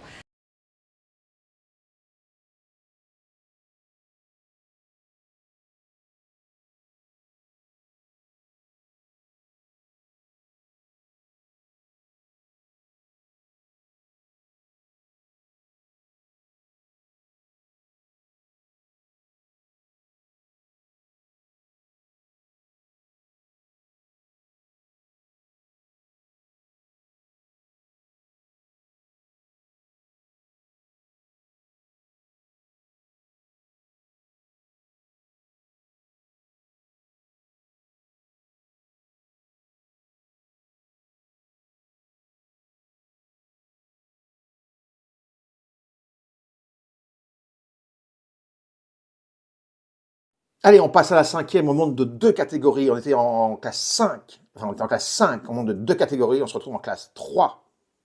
Vous voyez, ils sont tous là. C'est la R6C5. Départ à 15h10, classe 3. Donc, je vous le disais, 237 000 €. C'est-à-dire le prix, l'allocation de 2 courses de groupe 3 en France. Et oui, mon vieux. Le numéro 2, Simply Maverick. Il a notre favori, là, cette course-là. On est sur 1600 mètres, 750, c'est à peu près pareil. C'est grosso modo un gros tour de piste. Ils partent un petit peu au début de la ligne droite, ils font un grand tour de piste. Enfin, c'est une petite piste de 1400 mètres. Donc, il a terminé la saison pas très bien, la saison dernière, mais enfin, il court avec ses enfants un petit peu. Il devrait quand même mieux se retrouver. Il retrouve Andrea Adseni. Sur ce parcours, en plus, il a gagné 3 fois en 7 tentatives. On reprend. Le numéro 1, Supreme Agility. Lui, par contre, l'année dernière, il a progressé régulièrement et peut-être qu'il arrive là au bon moment pour pouvoir en profiter un petit peu. Le numéro 9, Septembre, j'adore. Finit fort, même à Happy Valley où c'est pas évident. Finit toujours très bien ses courses. Il a couru la semaine dernière, d'ailleurs, il termine 4e de Helen Warrior, très bon cheval. Il va sûrement encore bien faire. C'est tentant, on peut y aller. Le numéro 5, Star Contact, lui, il est régulier, il a été placé tout le temps. Les 4 dernières fois qu'il a couru, il était dans le coup, donc on le reprend. 2, As, 9 et 5, c'est le prono. Notre pronostic dans la 5e, aujourd'hui, à Happy Valley. As we work towards halfway and beyond of the meeting, Paul, the racing sort of ramps up a gear, and this is a pretty fiercely contested race. It is, isn't it? With the Star Contact still the favourite here, but Supreme Agility 6.6, 5.6 Simply Maverick, 12 Gallant Waking, 11 About Perfect Team, 3.3 the favourite Star Contact, Silver King 48, 20 Beato, 17 which is Satirical Fan, 3.9 Panessa Put About Satanta, and across Dar Universe he's at 34. Thank you, Paul. Good quality race upcoming here. Jenny, what's the top four for the fifth, please? I thought number 9 paraded really well, so he's well in the market. Second favourite as it stands at 3.9. That's Satanta. Nicely produced from the Mark Newnham yard. He's had a run. He's bandaged in front, but he's always had a great attitude. He's a nice type. Looks really well going into this race. So I've got him on top of number 1, Supreme Agility. Now, he only weighs in at 991 pounds, but he looks really well. That's as good as I've seen him so far. Attitude was good. Allez, on passe à la 5e. On monte de 2 catégories. On était en classe 5. Enfin, on était en classe 5, on monte de 2 catégories, on se retrouve en classe 3. Vous voyez, ils sont tous là. C'est la R6C5, départ à 15h10, classe 3, donc je vous le disais, 237 000 €, c'est-à-dire le prix, l'allocation de 2 courses de groupe 3 en France. Eh oui, mon vieux. Le numéro 2, Simply Maverick, il a notre favori, là, cette course-là. On est sur 1600 mètres, 1650, c'est à peu près pareil. C'est grosso modo un gros tour de piste. Ils partent un petit peu au début de la ligne droite, ils font un grand tour de piste. Enfin, c'est une petite piste de 1400 mètres. Donc, il a terminé la saison pas très bien, la saison dernière, mais enfin, il court avec ses enfants un petit peu. Il devrait quand même mieux se retrouver. Il retrouve Andrea Adseni. Sur ce parcours, en plus, il a gagné 3 fois en 7 tentatives. On reprend. Le numéro 1, Supreme Agility, lui par contre l'année dernière il a progressé régulièrement et peut-être qu'il arrive là au bon moment pour pouvoir en profiter un petit peu. Le numéro 9, Setenta, j'adore, finit fort, même à Happy Valley où c'est pas évident, il finit toujours très bien ses courses. Il a couru la semaine dernière, d'ailleurs il termine 4e de Helen Warrior, très bon cheval, il va sûrement encore bien faire, Setenta on peut y aller. Le numéro 5, Star Contact, lui il est régulier, il a été placé tout le temps, les 4 dernières fois qu'il a couru il était dans le coup, donc on le reprend. 2, As, 9 et 5, c'est le prono, notre pronostic dans la 5e aujourd'hui à Happy Valley.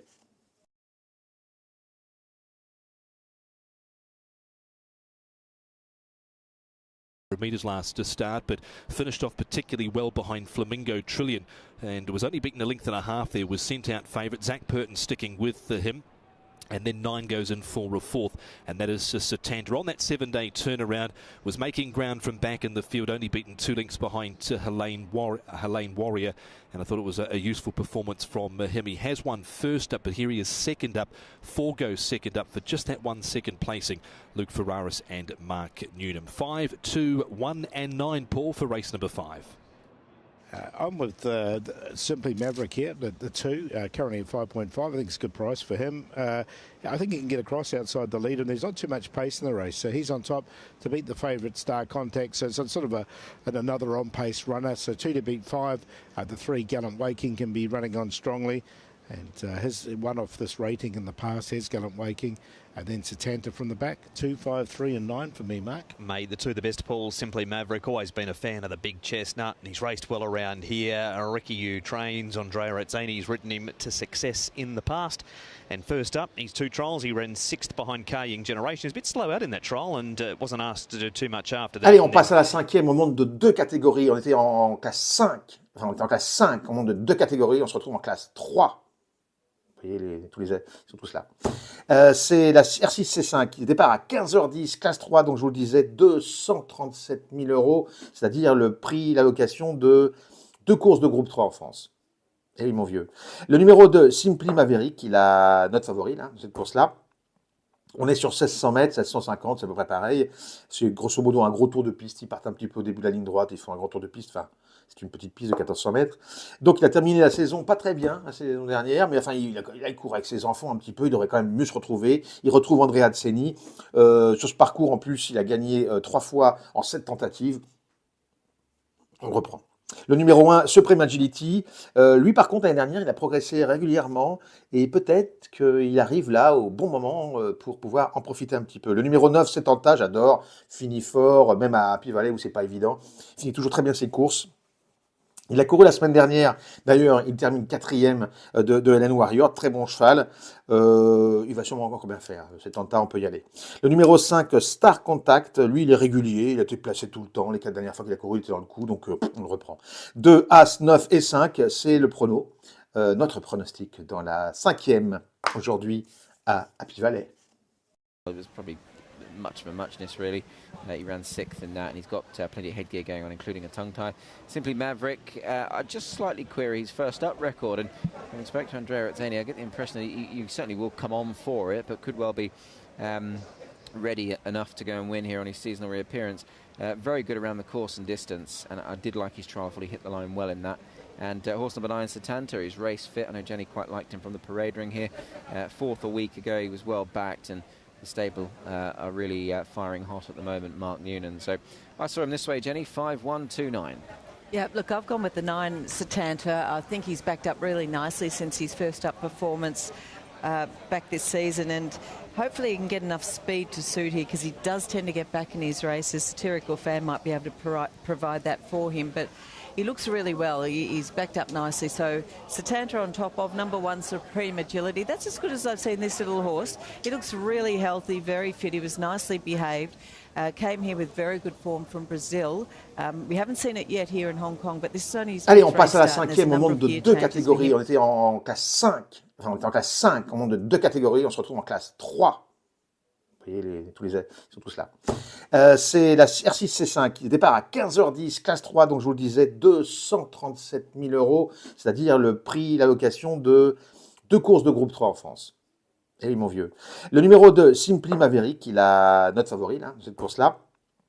On est sur 1600 mètres, 1650, c'est à peu près pareil. C'est grosso modo un gros tour de piste. Ils partent un petit peu au début de la ligne droite, ils font un grand tour de piste. Enfin, c'est une petite piste de 1400 mètres. Donc, il a terminé la saison pas très bien, la saison dernière, mais enfin, il court avec ses enfants un petit peu. Il devrait quand même mieux se retrouver. Il retrouve Andrea Atzeni. Sur ce parcours, en plus, il a gagné 3 fois en 7 tentatives. On le reprend. Le numéro 1, Supreme Agility. Lui, par contre, l'année dernière, il a progressé régulièrement et peut-être qu'il arrive là au bon moment pour pouvoir en profiter un petit peu. Le numéro 9, Setenta, j'adore. Finit fort, même à Happy Valley où c'est pas évident. Finit toujours très bien ses courses. Il a couru la semaine dernière, d'ailleurs, il termine 4e de LN Warrior, très bon cheval. Il va sûrement encore bien faire, c'est en tas, on peut y aller. Le numéro 5, Star Contact, lui il est régulier, il a été placé tout le temps, les 4 dernières fois qu'il a couru, il était dans le coup, donc on le reprend. 2, As, 9 et 5, c'est le prono, notre pronostic dans la 5e aujourd'hui à Happy Valley. At this stage, so no support for him whatsoever. Supreme Agility, the toppy, he's at 6.7. Simply Maverick there at 5.3. Now it's 3.5 Star Contact, 3.6 Atanta, so it's getting very close between the two on who's going to start favourite. The way things are going, I wouldn't be surprised if Atanta starts favourite. He's on top from the paddock. Jenny is Satanta. What about Gallant Waking and his parade? Good first up record and off his last winning rating, as Paul and Nick said. Well, the one thing about him, the last couple of times I've seen, on a few occasions, in fact, is that he's not the smoothest of walkers in front. So that's the only thing about him that sort of turns me off him a touch. But he does look well apart from that. So he just requires some loosening up. He's been in your numbers plenty of times too, Nick, the 3. He has, yeah. Look, he's a nice horse. He's a nice horse, and he's certainly getting back towards what I think is definitely a winning opportunity, especially off his handicap mark there. A new favourite here, Tom, for the 5th. Satanta is that favourite to mark at 350 and 140 as they move up for the first of the 1650 metre races tonight here at Happy Valley. We're halfway through the cards. The 5th of 8 here tonight. Beato has gone green now on a win line. He's 14 to 1. Satirical Fan just being a little uncooperative at the moment. Satirical Fan out behind the line is Supreme Agility and also the favourite Simply Maverick. So Satirical Fan's being supported now. He's 11 to 1. Beato's 10 to 1. One left to load for the Socon Po Handicap. Race number 5 tonight. The attendant clears the front and they're set at the 1650 and racing immediately. Silver Allez, King on passe à la front 5e, legs on off monte the de ground 2 with the catégories. starter On était push en the button and out the back door early. Perfect team. Satirical Fan up front but does want to go quicker. Joining him Silver King, Simply Maverick in the centre. Star Contact not far away.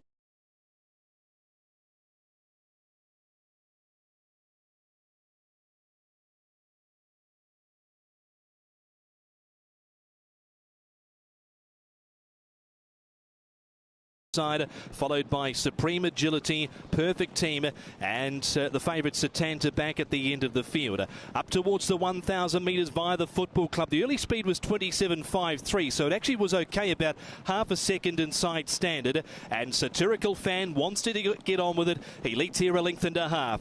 The Grey Silver King is second. Simply Maverick with the trail and Star Contact, one back, one out.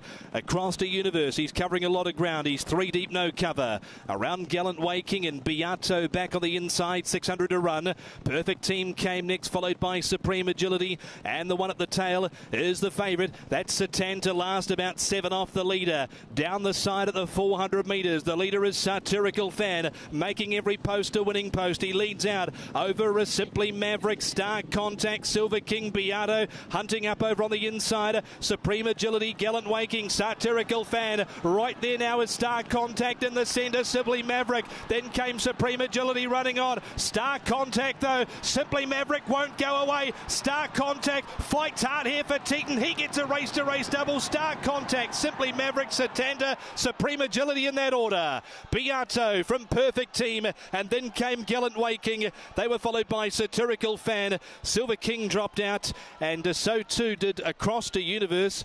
He got really ranked towards the 450, and was the last one home. 5, 2, 9 and 1 following race number 5 tonight. Race 5, number 5, Star Contact for David Hayes and Karis Teton. Looked nicely placed in tonight's contest here. He was still 10 pounds higher than his last win off 62, but he's now a 3-time winner in the grade and a 4-time winner course and distance. He's won 5 overall now from 37. And he looked good in a recent barrier trial, and he has returned 5.2 and 1.7. There was a late hit on the 7 Beato. He went brown into 9.7, 139.75. They're inside standard. Standard's 140 even. Star Contact, the 6-year-old by Star Turn, makes a winning return. Silver King lifted his front legs off the ground when the starter pushed the button, and out the back door early Perfect Team. Satirical Fan up front, but does want to go quicker. Joining him Silver King, Simply Maverick in the centre. Star Contact not far away fourth, but he's looking to tuck in. Can't do so at this point. Poor old Silver King's 4 deep into the first turn. They're in turn followed by Gallant Waking, who's a little keen. There's not a lot of pace here. Beato on the inside. Across to Universe very wide on the track as they head up the side, followed by Supreme Agility, Perfect Team, and the favourite Satanta back at the end of the field. Up towards the 1,000 metres via the Football Club. The early speed was 27.53, so it actually was okay, about half a second inside standard, and Satirical Fan wants to get on with it. He leads here a length and a half. The Grey Silver King is second. Simply Maverick with the trail and Star Contact, one back, one out. Across to Universe, he's covering a lot of ground. He's 3 deep, no cover. Around Gallant Waking and Beato back on the inside, 600 to run. Perfect Team came next, followed by Supreme Agility, and the one at the tail is the favourite. That's Satanta, last, about 7 off the leader. Down the side at the 400 metres, the leader is Satirical Fan, making every post a winning post. He leads out over a Simply Maverick, Star Contact, Silver King, Beato, hunting up over on the inside. Supreme Agility, Gallant Waking, Satirical Fan. Right there now is Star Contact in the centre, Simply Maverick. Then came Supreme Agility running on. Star Contact though, Simply Maverick won't go away. Star Contact fights hard here for Teton. He gets a race-to-race double. Star Contact, Simply 5, 2, 9 and 1. A consistent Star Contact has been rewarded for victory. Simply Mavericks run second, Satanta running home well for third, and Supreme Agility fourth. Well, it took him a little while to get his first win on the board for the season. One Karis Teton. Nick, now there's no stopping the man. Yes, quite. There he is, all smiles,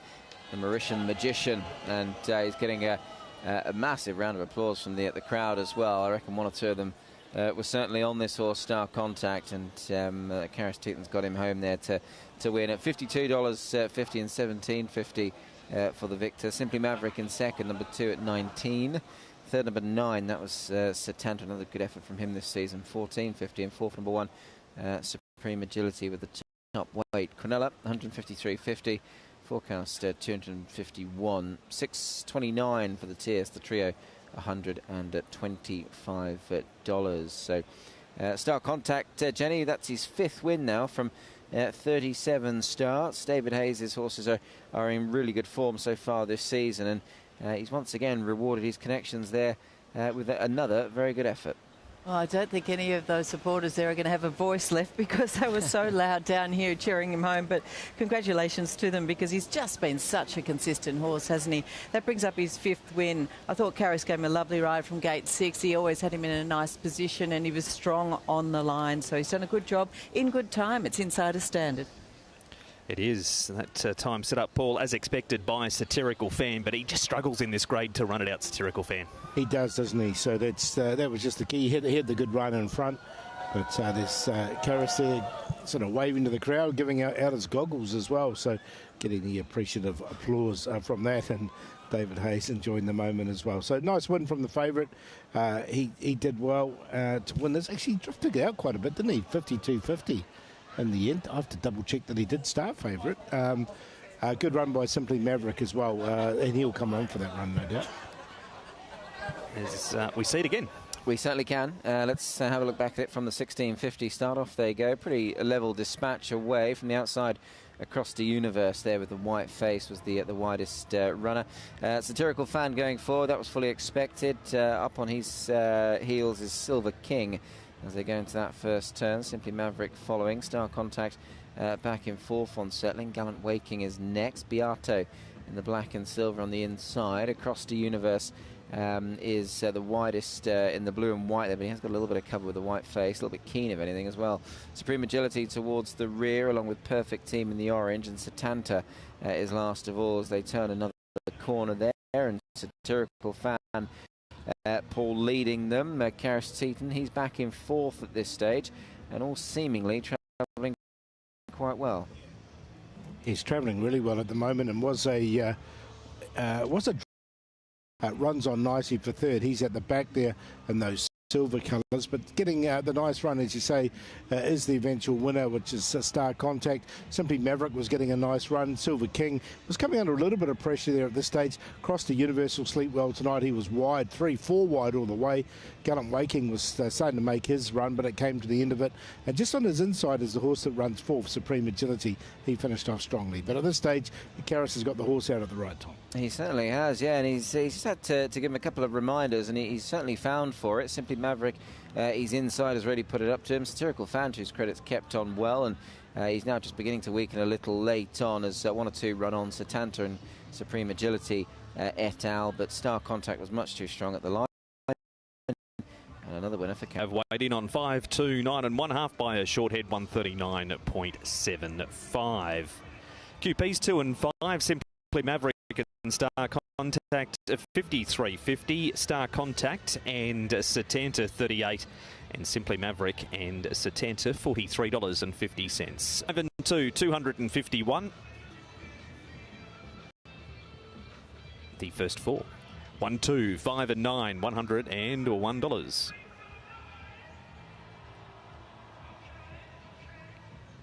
The quartet. 5, 2, 9 and number 1 Supreme Agility, 1,791.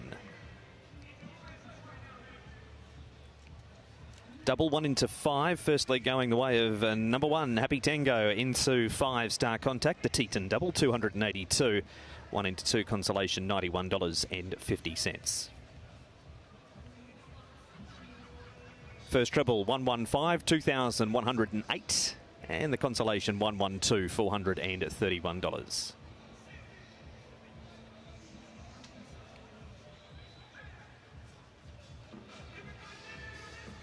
The times 27.53, standard is 28.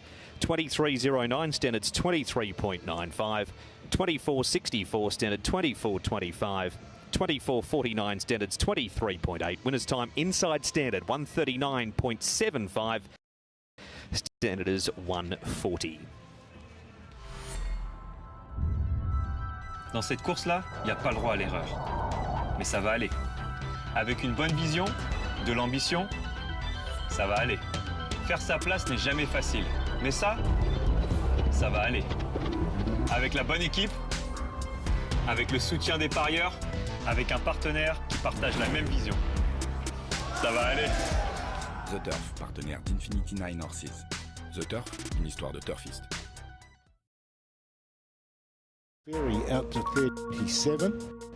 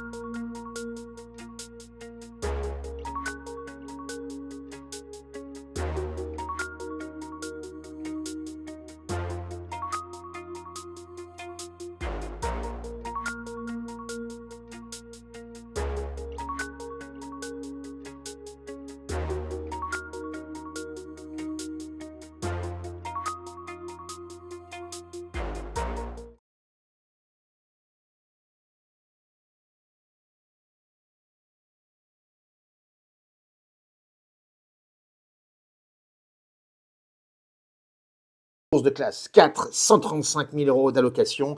Favori le numéro 3, Winning Steps. Reprend, et en plus il fait sa rentrée avec le 2 à la corde. Il a Caris Titane qui cherche sa course. Caris, il n'est pas encore dans le coup, mais je pense qu'il va pas tarder maintenant. Le cheval est entraîné par Pierre Heng qui fait son premier gagnant, ses 2 premiers gagnants. Il revient, ça y est, ça va peut-être commencer. La machine de Pierre Heng va commencer à démarrer. Il a failli gagner le titre pour sa 2e saison l'année dernière. Enfin, la saison dernière, c'était extraordinaire. Le cheval, d'ailleurs, a bien terminé cette saison-là. Il a terminé par 2 places. Il semble prêt maintenant à pouvoir transformer l'essai. Le 6, Flying Silver qui va venir ensuite. C'est un bon cheval sur ce parcours. Il est entraîné par Danny Chum. Je vous ai dit tout à l'heure en préambule à cette réunion que Danny Chum, ses chevaux volaient en ce moment. C'est un super entraîneur. Il peut bien faire d'entrée comme d'autres pensionnaires de Danny Chum ici. Ce numéro 6, Flying Silver. Il est monté avec la corde 1, gros avantage, par Angus Chung, un très très bon, qui est apprenti la saison dernière, mais qui est vraiment très très bon.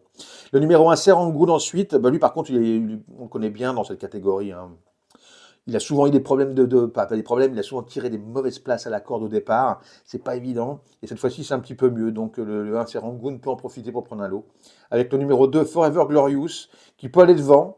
Et sur cette distance, peut garder un lot. Distance 1800 mètres, il ne sont pas forcément obligé d'aller très très vite. Il peut reprendre un petit peu, il peut un petit peu les bluffer. Le numéro 2, Forever Glorious, qui sera monté par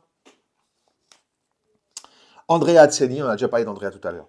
Alors donc, je vous disais, pour cette 6e course, le 3, le 6, l'As et le 2, départ à 15h45. Soyez à l'heure.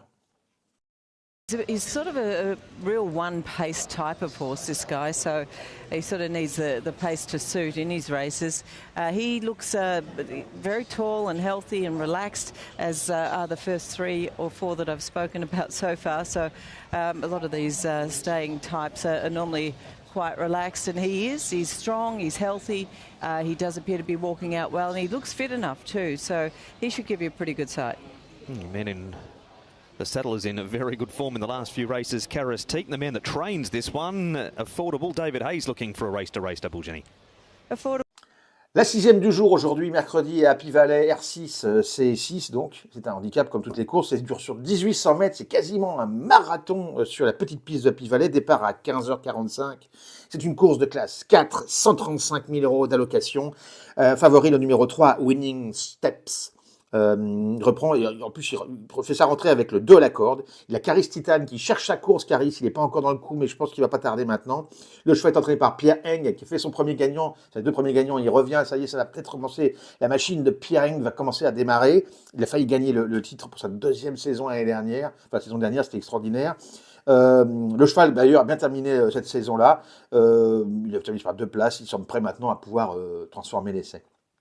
Le 6, Flying Silver qui va venir ensuite. C'est un bon cheval sur ce parcours. Il est entraîné par Danny Chum. Je vous ai dit tout à l'heure en préambule à cette réunion que Danny Chum, ses chevaux volaient en ce moment. C'est un super entraîneur. Il peut bien faire d'entrée comme d'autres pensionnaires de Danny Chum ici. Ce numéro 6, Flying Silver. Il est monté avec la corde 1, gros avantage, par Angus Chung, un très très bon, qui est apprenti la saison dernière, mais qui est vraiment très très bon. Le numéro 1, Serangoon ensuite. Lui par contre, on le connaît bien dans cette catégorie. Hein. Il a souvent eu des problèmes pas des problèmes, il a souvent tiré des mauvaises places à la corde au départ. C'est pas évident. Et cette fois-ci, c'est un petit peu mieux. Donc le 1 Serangoon peut en profiter pour prendre un lot. Avec le numéro 2, Forever Glorious, qui peut aller devant. Et sur cette distance, peut garder un lot. Distance 1800 mètres, ils ne sont pas forcément obligés d'aller très très vite. Il peut reprendre un petit peu, il peut un petit peu les bluffer. Le numéro 2, Forever Glorious, qui sera monté par Andrea Azzeni. On a déjà parlé d'Andrea tout à l'heure. Alors donc, je vous disais, pour cette 6e course, le 3, le 6, l'As et le 2, départ à 15h45. Soyez à l'heure. With this guy, he's drawn gate number 12, and he's another one who doesn't go super fresh, and he's still £7 higher than his last win. Fitter for that one run out. He often gets me from the parade, this horse, and he'll probably get me again tonight. Last run was okay, and he always looks good. He looks really fit and healthy. He's keen with his hander, although he's settled it down a little bit more now. He seems to be just having a good look around. But a very fit, neat-looking horse. Every now and again just throws that near side hind down a bit quick. I'm not sure if something's just annoying him there, but that's just been noticeable, and there he did it just again. So I know the camera's come off him now, but yeah, he's done that a couple of times, so that's probably a little of concern. That was a little fairy with the odd walk. Number 8, Jenny, is Storm winner in the market at 7.2 and 2.7. It's Hohenfounds. Yeah, look, he looks quite fit, this horse, and he's relatively in the market as well. He's getting closer to finding his mark, I feel.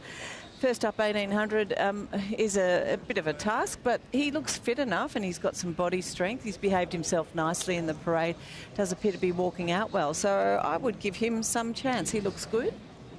The 9 here, Jenny, is Pegasus General. Jimmy Ting, Matthew Chadwick are teaming up. He's only ever won 1 from 29 here in Hong Kong. That did come over the course and distance. He's dropped a fair way in the weights now. La 6e du jour aujourd'hui, mercredi, à Happy Valley, R6, C6 donc. C'est un handicap comme toutes les courses. Ça dure sur 1800 mètres. C'est quasiment un marathon sur la petite piste de Happy Valley. Départ à 15h45. C'est une course de classe 4, 135 000 € d'allocation. Favori le numéro 3, Winning Steps. Reprend, et en plus il fait sa rentrée avec le 2 à la corde. Il a Caris Titan qui cherche sa course. Caris, il n'est pas encore dans le coup, mais je pense qu'il va pas tarder maintenant. Le cheval est entraîné par Pierre Heng qui fait son premier gagnant, ses 2 premiers gagnants. Il revient, ça y est, ça va peut-être commencer. La machine de Pierre Heng va commencer à démarrer. Il a failli gagner le titre pour sa 2e saison l'année dernière. Enfin, la saison dernière, c'était extraordinaire. Le cheval, d'ailleurs, a bien terminé cette saison-là. Il a terminé par 2 places. Il semble prêt maintenant à pouvoir transformer l'essai. Le 6, Flying Silver qui va venir ensuite. C'est un bon cheval sur ce parcours. Il est entraîné par Danny Shum. Je vous ai dit tout à l'heure en préambule à cette réunion que Danny Shum, ses chevaux volaient en ce moment. C'est un super entraîneur. Il peut bien faire d'entrée comme d'autres pensionnaires de Danny Shum ici. Ce numéro 6, Flying Silver. Il est monté avec la corde 1, gros avantage, par Angus Chung, un très très bon, qui est apprenti la saison dernière, mais qui est vraiment très très bon.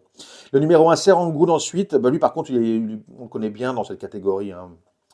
Il a souvent eu des problèmes pas des problèmes, il a souvent tiré des mauvaises places à la corde au départ. C'est pas évident. Et cette fois-ci, c'est un petit peu mieux. Donc, le 1 Serangoon peut en profiter pour prendre un lot. Avec le numéro 2, Forever Glorious, qui peut aller devant.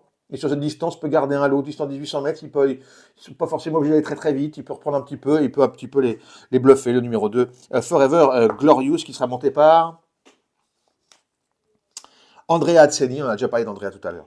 Alors donc, je vous disais, pour cette 6e course, le 3, le 6, l'As et le 2, départ à 15h45, soyez à l'heure. In the midsection there, the scale say he's put on 13 pounds, and it shows a little bit with him. So I think whatever happens here, he's likely to improve with the run under his belt. He's off a rating of 41, so he's close to a class drop as well. I'm going to side with others.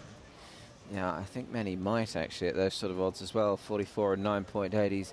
He's not one that jumps off the page at you in race number 6. Nice birdie at this stage. Anyhow, 8 minutes away. We've seen the field here. There's a look at 8 once again. Storm winner, who's currently at 7 and 2.6. Jenny will compile a top 4 for us from the parade, but me time here, Paul, favourite 3.5. Yeah, I thought it was quite an open race, but he is the favourite at 3.5. Serangoon 13.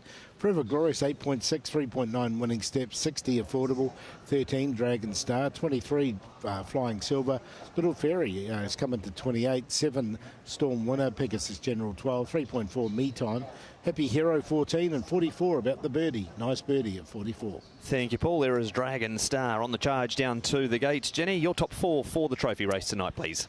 Yeah, look, I'm just going to say that I was going to put the 7 in because he just looks so well, but that near hind he just keeps putting down a bit quickly every now and again. So I haven't seen him do that before, so I'm just querying that a little. I'll take him out of the top 4. The 3 winning steps goes on top for me. I thought he paraded really well. Very one-pace type. He was under a bit of a hold in his most recent trial, but he seemed to be travelling along quite nicely there. Hopefully he can jump a bit better than he often does. He can tend to be slow out of the gates, but looks good. The 8 horse goes in Storm Winner. 5 starts so far, so maybe a little untapped. He looks well. The 2 Forever Glorious, thought he paraded quite nicely too. A very quiet, relaxed type of horse. And the 1 Serangoon, one from the Tony Cruz yard, I thought he looked in pretty good order. It's first up for him with 135 pounds. That's probably going to be a task, but thought he paraded well. The 7 Little Fairy, still, he looks so well physically. It's just, that near side was just concerning me a touch. But yeah, he's definitely one to keep an eye on as well. La 6e du jour aujourd'hui, mercredi, à Happy Valley, R6, C6 donc. C'est un handicap comme toutes les courses. Ça dure sur 1800 mètres. C'est quasiment un marathon sur la petite piste de Happy Valley. Départ à 15h45. C'est une course de classe 4, 135 000 € d'allocation. Favori le numéro 3, Winning Steps. Il reprend, et en plus, il fait sa rentrée avec le 2 à la corde. Il a Caris Titan qui cherche sa course. Caris, il n'est pas encore dans le coup, mais je pense qu'il va pas tarder maintenant. Le cheval est entraîné par Pierre Eng, qui fait son premier gagnant. Ses 2 premiers gagnants, il revient. Ça y est, ça va peut-être commencer. La machine de Pierre Eng va commencer à démarrer. Il a failli gagner le titre pour sa 2e saison l'année dernière. Enfin, la saison dernière, c'était extraordinaire. Le cheval, d'ailleurs, a bien terminé cette saison-là. Il a terminé par 2 places. Il semble prêt maintenant à pouvoir transformer l'essai. Le 6, Flying Silver qui va venir ensuite. C'est un bon cheval sur ce parcours. Il est entraîné par Danny Chum. Je vous ai dit tout à l'heure en préambule à cette réunion que Danny Chum, ses chevaux volaient en ce moment. C'est un super entraîneur. Il peut bien faire d'entrée comme d'autres pensionnaires de Danny Chum ici. Ce numéro 6, Flying Silver. Il est monté avec la corde 1, gros avantage, par Angus Chung, un très très bon, qui est apprenti la saison dernière, mais qui est vraiment très très bon. Le numéro 1, Serangoon ensuite. Lui par contre, on le connaît bien dans cette catégorie. Hein. Il a souvent eu des problèmes pas des problèmes, il a souvent tiré des mauvaises places à la corde au départ. C'est pas évident. Et cette fois-ci, c'est un petit peu mieux. Donc le 1 Serangoon peut en profiter pour prendre un lot. Avec le numéro 2, Forever Glorious, qui peut aller devant. Et sur cette distance, peut garder un lot. Distance 1800 mètres, il ne sont pas forcément obligé d'aller très très vite. Il peut reprendre un petit peu. Il peut un petit peu les bluffer. Le numéro 2, Forever Glorious, qui sera monté par Andrea Azzeni, on a déjà parlé d'Andrea tout à l'heure. Alors donc, je vous disais, pour cette 6e course, le 3, le 6, l'As et le 2, départ à 15h45, soyez à l'heure. So he's on top to beat the favourite number 10, Me Time. A lot better run from him last time, and slowly getting there. Distant real stayer, this horse. Dragon Star, agree with what Tom was just saying. I think they'll go forward with Matthew Poon aboard and try and get the lead. And look, I put Little Fairy in there for 4th. It was a win from him at the back end of last season, and he was making ground behind Matsu Victor here last week over the course and distance over 1650, and he steps up to 1800 metres, which looks ideal for the son of Scissor Kick. 3, 10, 5 and 7. With the 3 also winning steps, trials have been good. Riders in form, distance records pretty good. 1 start for a placing. He's on top. Forever Glorious just keeps racing well. Barrier number 4 should be somewhere near the pace also. He's a good each way price of 8.6 and 2.3. Me Time is going in. His recent prices 14, 8.9, 20, 9.8 and 47 at his last few. Alexi Bidella and Douglas White obviously be fitter out of the race, but improved time and time again last time in. A number 1, Serangoon, Harry Bentley and Tony Cruz, 135 pounds. He was pushed along in a trial behind Healthy, but that was over the 1200, which is far too short, 1800. La 6e du jour aujourd'hui, mercredi, à Happy Valley, R6, C6 donc. C'est un handicap comme toutes les courses. Ça dure sur 1800 mètres. C'est quasiment un marathon sur la petite piste de Happy Valley. Départ à 15h45. C'est une course de classe 4, 135 000 € d'allocation. Favori le numéro 3, Winning Steps. Il reprend, et en plus, il fait sa rentrée avec le 2 à la corde. Il a Caris Titan qui cherche sa course. Caris, il n'est pas encore dans le coup, mais je pense qu'il va pas tarder maintenant. Le cheval est entraîné par Pierre Eng, qui fait son premier gagnant. Ses 2 premiers gagnants, il revient. Ça y est, ça va peut-être commencer. La machine de Pierre Eng va commencer à démarrer. Il a failli gagner le titre pour sa 2e saison l'année dernière. Enfin, la saison dernière, c'était extraordinaire. Le cheval, d'ailleurs, a bien terminé cette saison-là. Il a terminé par 2 places. Il semble prêt maintenant à pouvoir transformer l'essai. Le 6, Flying Silver qui va venir ensuite. C'est un bon cheval sur ce parcours. Il est entraîné par Danny Chum. Je vous ai dit tout à l'heure en préambule à cette réunion que Danny Chum, ses chevaux volaient en ce moment. C'est un super entraîneur. Il peut bien faire d'entrée comme d'autres pensionnaires de Danny Chum ici. Ce numéro 6, Flying Silver. Il est monté avec la corde 1, gros avantage, par Angus Chung, un très très bon, qui est apprenti la saison dernière, mais qui est vraiment très très bon. Le numéro 1, Serangoon ensuite. Lui par contre, on le connaît bien dans cette catégorie. Hein. Il a souvent eu des problèmes pas des problèmes, il a souvent tiré des mauvaises places à la corde au départ. C'est pas évident. Et cette fois-ci, c'est un petit peu mieux. Donc le 1 Serangoon peut en profiter pour prendre un lot. Avec le numéro 2, Forever Glorious, qui peut aller devant. Et sur cette distance, peut garder un lot. Distance 1800 mètres, ils ne sont pas forcément obligés d'aller très très vite. Il peut reprendre un petit peu. Il peut un petit peu les bluffer. Le numéro 2, Forever Glorious, qui sera monté par Andrea Azzeni, on a déjà parlé d'Andrea tout à l'heure. Alors donc, je vous disais, pour cette 6e course, le 3, le 6, l'As et le 2, départ à 15h45, soyez à l'heure. Nicely, he is capable 1800 metre winner here in the past, and I thought the 1 Serangoon actually paraded really quite well. He never carries much excess condition anyway, so he would come to hand pretty quickly. Looks good. 3, 8, 2 and 1. Thank you, Jenny. Horses down behind the gates here. Paul for race number 6. Winning Steps pretty popular through the selections. Is he part of the play? Yeah, no, he is definitely. He is drifting though. He's out to 4.5, but he's in the play with his stablemate there, Dragon Star at 14s. I think he represents a bit of value there with that run under his belt, and then the favourite Me Time at 3.3, who has established himself as the clear favourite here, 3, 5 and 10. Serangoon though at 14, 8.5 Forever Glorious, 4.5 now Winning Steps, 61 Affordable, 14 Dragon Star, 23 Flying Silver, Little Fairy at 27, 6 About Storm Winner, 12 Pegasus General, 3.3 Me Time, Happy Hero at 13, and Nice Birdie. No support for Nice Birdie there at 43. And Jenny, who just missed out on the top 4 because this is such an open race that these horses, and they clash time and time again? Well, Little Fairy I was going to put on top until I saw that walk behind, and it wasn't all the time. It was just every now and again he'd sort of stamp down that near hind. So, as I said, I haven't seen him do that before, so that just put me off him a little bit physically. He looks so fit and healthy, so he just missed out. In 27 and 7.5. Has to overcome barrier 12, Nick, but they get this great run to the first turn from this start point. They do, yeah. Look, so it does give most horses their chance. They have that nice run down into the straight, and then they've got plenty of straight to sort themselves out. They have. It's our feature race as a Storm Winner Tom now goes green ahead of race number 6. He's at 5.6 mark. Thank you as they load away here for the Hong Kong Country Club. La 6e du jour aujourd'hui, mercredi, à Happy Valley, R6, C6, donc c'est un handicap comme toutes les courses, ça dure sur 1800 mètres, c'est quasiment un marathon sur la petite piste de Happy Valley, départ à 15h45. C'est une course de classe 4, 135 000 € d'allocation. Favori le numéro 3, Winning Steps. Off now and racing. Affordable, Serangoon not the quickest pair out, and there is pace from Dragon Star tonight out wide, and Nice Birdie's also going forward. Storm Winner not far away, Forever Glorious. They make a line of about 7. 3 off the rail is Meet Time.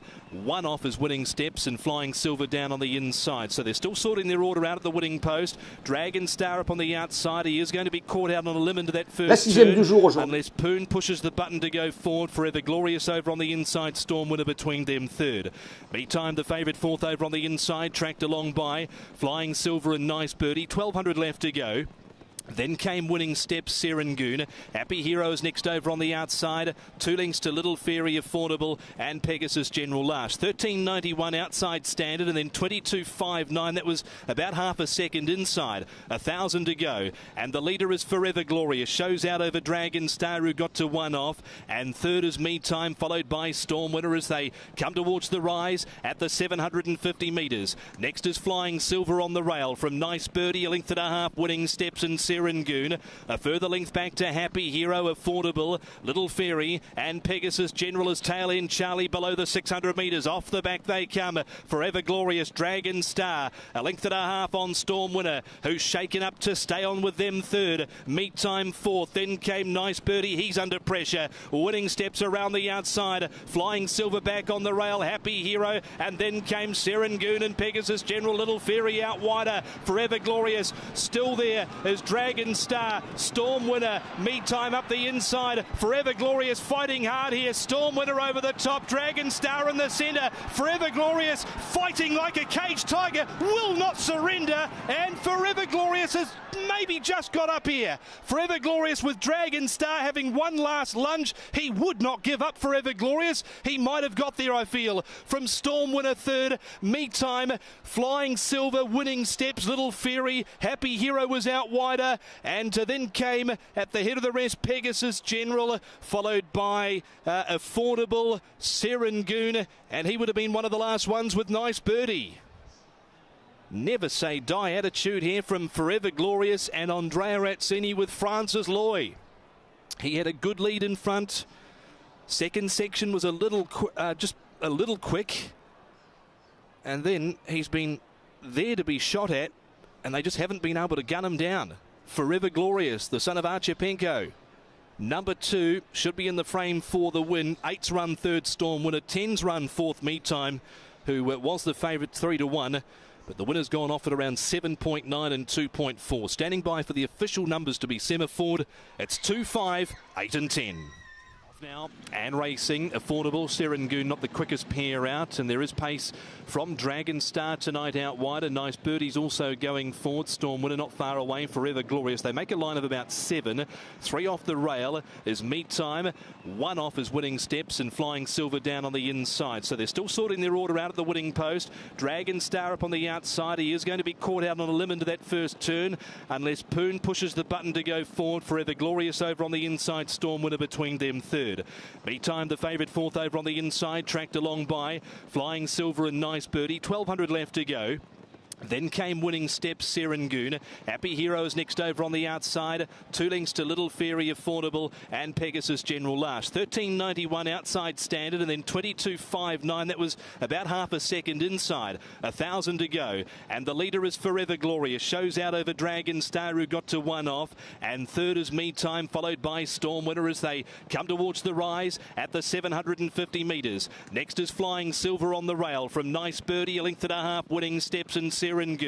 A further length back to Happy Hero, Affordable, Little Fairy, and Pegasus General is tail end. Charlie below the 600 metres. Off the back they come. Forever Glorious, Dragon Star, a length and a half on Storm Winner, who's shaken up to stay on with them third. Meet Time fourth. Then came Nice Birdie. He's under pressure. Winning Steps around the outside. Flying Silver back on the rail. Happy Hero. And then came Serengoon and Pegasus General. Little Fairy out wider. Forever Glorious still there as Dragon Star. Storm Winner. Meet Time up the inside. Forever Glorious fighting hard here. Storm Winner over the top. Dragon Star in the centre. Forever Glorious fighting like a caged tiger. Will not surrender. And Forever Glorious. He just kept on and would not lay down. He's won by a short head. High fives from Andrea at Zany. Dragon Star stuck at him. But in the end has come up a short head short, and Storm Winner not too far away, third, and Meet Time. He's run on into fourth, but across the track at the 100-metre mark, and the leader at the 100-metre mark, Nick's been able to see them all off. He has, yeah. Look, he's tenacious, isn't he? If nothing else, this horse, and well, he's a 4-time winner to boot now, so he's done a super job there. Cracking ride from Andrea to get the horse home at 79 and 24.50. The runner-up was Dragon Star, who's run a mighty race there. 34.50. He certainly put it up to the winner most of the way up the straight. Third number 8, Storm Winner at $20.50, and fourth number 10, that was Meet Time. The Quinella, 388.50, forecast at 684. The Tears, 4,376, and the Trio returns $983. Forever Glorious there, Jenny, off a mark of 54. Francis Loy, Andrea Atzani, all smiles, having got the win, and I think most credit probably deserves to go to the horse.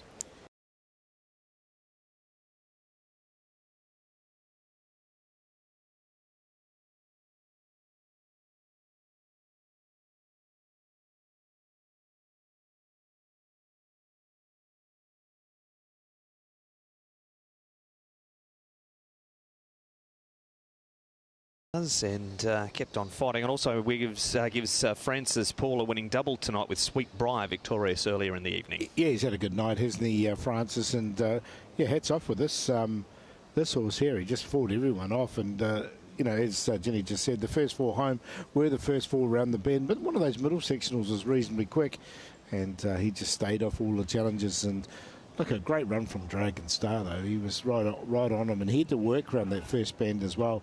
Storm Legend kicked up on the inside and made him work.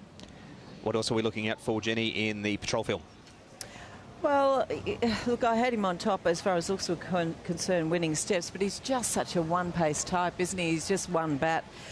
So he's finished in 5th position, but that's just him. Andrea and Francis setting up for the presentation. Nick, 25,864 the quartet. Did you spot anything else in the run?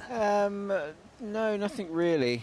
Sort of, you know, jumping out on the back of that. I thought the run of Winning Steps, I probably expected a little bit more from him, but he probably had to do a little bit of work, didn't he? He was one of the first off the bridle too, so he might well strip fitter for this. Look, I think the run of Dragon Star certainly gives them options going forward now up over this sort of trip. And he's that type of horse where he does front run and he sort of puts it all out on the track there, and usually a hostage to fortune. But now they're just waiting with him a little bit. He's looking a bit more tractable in the sense that he might get further And just on Francis Loy as well, of course, he might well win the next 2 races. He's got good chances. He does indeed. In the next race, Francis will be settling up. The 6 Brave Star, who's won a trial leading into this race, and in the last, Francis with Yellowfin, who's a very consistent horse. Presentation on the Hong Kong Country Club Challenge Cup being made by Mr. and Mrs. Chat Cheval. Mr. Chat Cheval, chairman of the Hong Kong Country Club, and the Challenge Cup and a miniature to the winning owner being presented right now. So I'll see it again shortly. They weighed in on race number 6, a short head by neck, 150.47. Been a good night for Karis Teaton. Andrea Azzini getting underway also this evening as far as wins go. Photos taking place on the trophy race, and still 2 races to come. Goodfield's 2, race number 7 has Kaholo Angel as a 2.6 favourite, and that last the Class 2. Full of early pace and talented horses to close out the night before we head to Sha Tin on Sunday, where Francis will be an important part for the Farewell Golden 60. Underway now at the 1800 metres. Flying Silver, the grey off the inside. Nice Birdie. Dragon Star comes forward with Storm Winner right there. The winner, Forever Glorious, also in the pink blinkers, is punching up. Winning Steps, Gold Sleeves. Meantime, just getting ahead of him. 3 wide from Happy Hero, Little Fairy. And then Pegasus, General Serangoon, and Affordable is back at the tail end. But around the first turn, Forever Glorious leads. Dragon Star just doing that work. 3 wide. He will get up outside of the leader, but just had to work from his wider draw at that first turn. He comfortably gets across now from Storm Winner. Meantime, getting a good run on the rail. Nice Birdie, 5th. Flying Silver is the grey against the fence. Winning Steps follows Nice Birdie 1 off from Serangoon, Happy Hero. Little Fairy second last. Affordable and Pegasus General are the last 2. But it's Forever Glorious leading over Dragon Star, who sits outside of him. And they're racing in pairs, turning to the back. Storm Winner, Meantime, Nice Birdie around Flying Silver. Serangoon on the inside of Winning Steps, and then Happy Hero, Affordable. And the last 2, Paul, Little Fairy and Pegasus General. At this stage, no one making any moves. No, everyone was just in there, happy 2x2 at this stage. We see a few of these horses finish off reasonably strongly from the back, but didn't really challenge the first 2 in particular. And the first 4 around the bend here with the first 4 home. They're just starting to click it up here, and you can see Forever Glorious going nicely, coming under a bit of pressure, but just fighting all the way as Dragon Star, and he never gave it up. Storm Legend looked like he was going to beat them both at this stage down the outside. Meantime coming through the middle, but just fighting and fighting was the horse on the inside. There was. Those pink blinkers just will not stop. We've got Dragon Star on his outside. Storm Winner Meantime next from Winning Steps, but he's getting everything out of him, Andrea Azzini, and he wins. He does indeed. They've weighed in a short head by neck in the end. A very close finish for race 6. 2 and 5, $126. 2 and 8, $89.50. 5 and 8, $133. Forecast 2 beating 5, $684.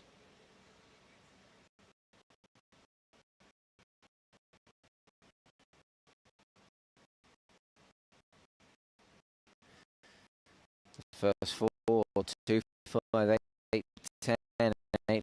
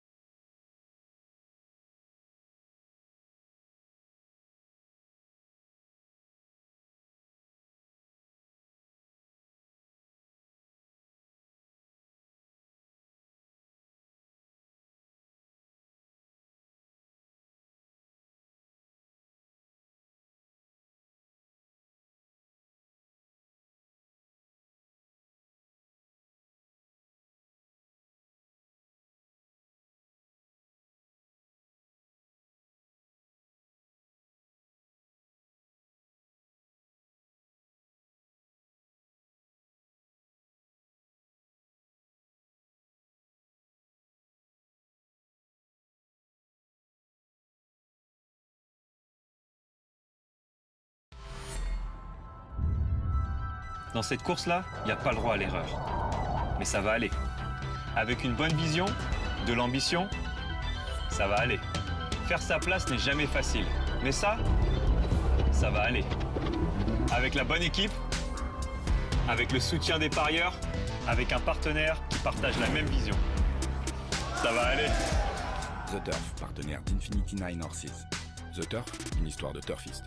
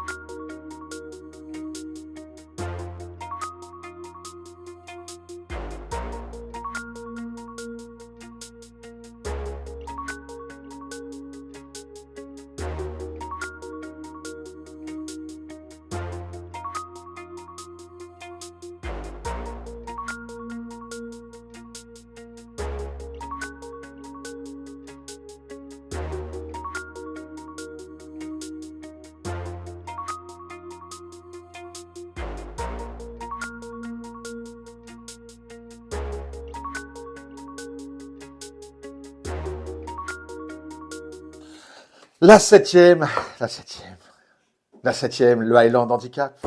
Eh oui. Course de 1200 mètres, 16h15 le départ, une classe 3, 215 000 euros pour ceux qui vont prendre les premières places, avec en tête mon petit cheval, le numéro 1, Kaolo Angel, c'est bien de lui qu'on parle, Kaolo Angel, mais oui, c'est le cheval de Caspar Phones, monté par Hugh Bowman, un cheval très attachant, un superbe gris. Il est en forme, apparemment, on a vu ça à l'entraînement.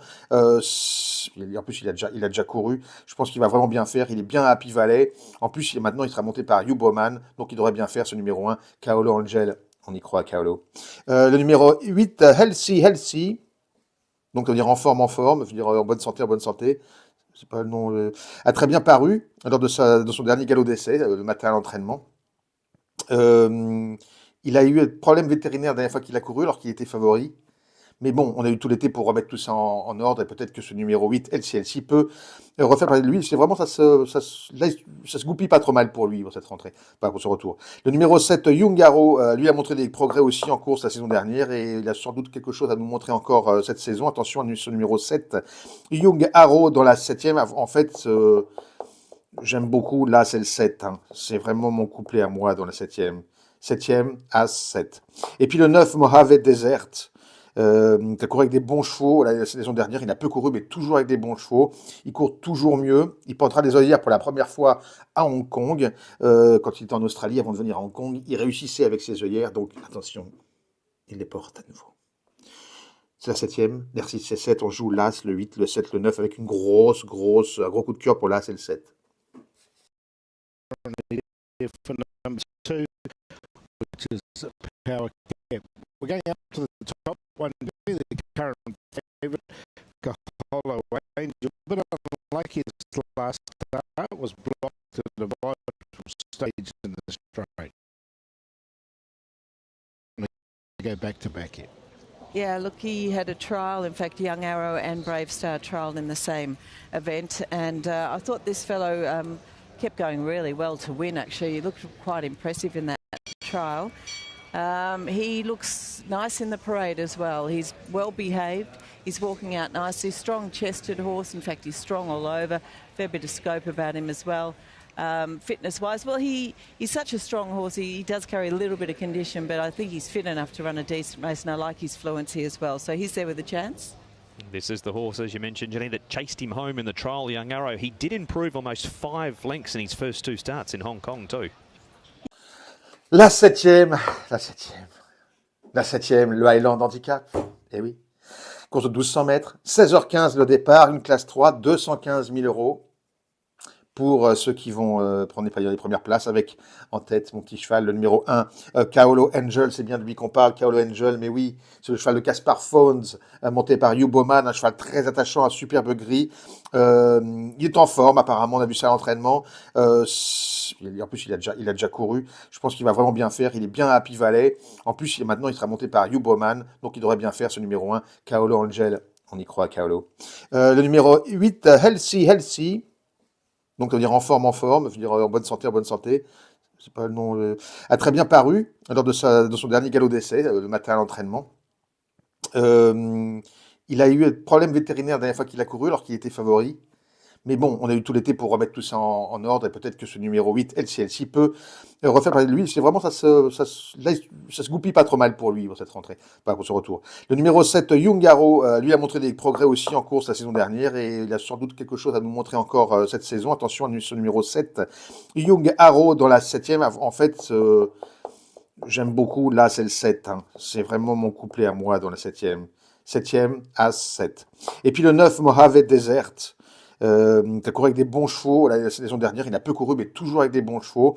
Il court toujours mieux. Il portera des œillères pour la première fois à Hong Kong. Quand il était en Australie, avant de venir à Hong Kong, il réussissait avec ses œillères. Donc attention, il les porte à nouveau.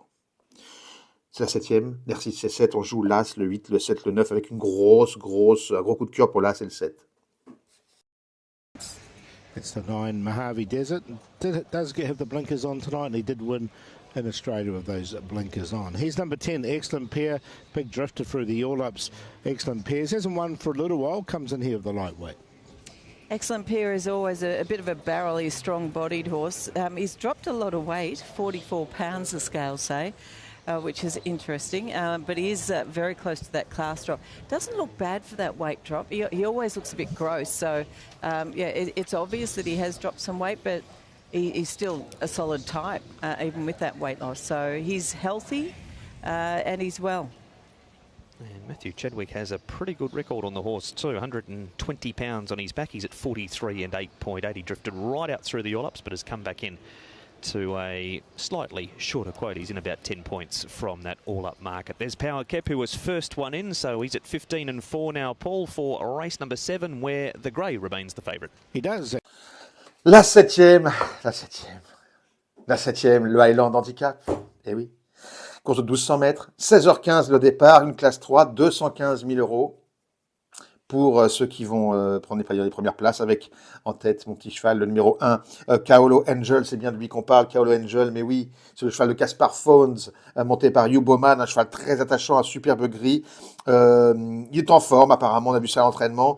En plus, il a déjà couru. Je pense qu'il va vraiment bien faire. Il est bien à Happy Valley. En plus, maintenant, il sera monté par Hugh Bowman, donc il devrait bien faire ce numéro 1, Kaolo Angel. On y croit à Kaolo. Le numéro 8, Healthy. Donc, ça veut dire en forme, ça veut dire en bonne santé. C'est pas le nom. A très bien paru lors de son dernier galop d'essai, le matin à l'entraînement. Il a eu un problème vétérinaire la dernière fois qu'il a couru, alors qu'il était favori. Mais bon, on a eu tout l'été pour remettre tout ça en ordre, et peut-être que ce numéro 8, LCLC, peut refaire parler de lui. C'est vraiment, ça se goupille pas trop mal pour lui, pour cette rentrée, pas pour ce retour. Le numéro 7, Young Arrow, lui a montré des progrès aussi en course la saison dernière, et il a sans doute quelque chose à nous montrer encore cette saison. Attention à ce numéro 7, Young Arrow dans la 7e. En fait, j'aime beaucoup, là c'est le 7, hein. C'est vraiment mon couplet à moi dans la 7e. 7e, As 7. Et puis le 9, Mojave Desert. Il a couru avec des bons chevaux. La saison dernière, il a peu couru, mais toujours avec des bons chevaux. Il court toujours mieux. Il portera des œillères pour la première fois à Hong Kong. Quand il était en Australie, avant de venir à Hong Kong, il réussissait avec ses œillères. Donc attention, il les porte à nouveau. C'est la 7e. Merci, c'est 7. On joue l'As, le 8, le 7, le 9, avec un gros coup de cœur pour l'As et le 7.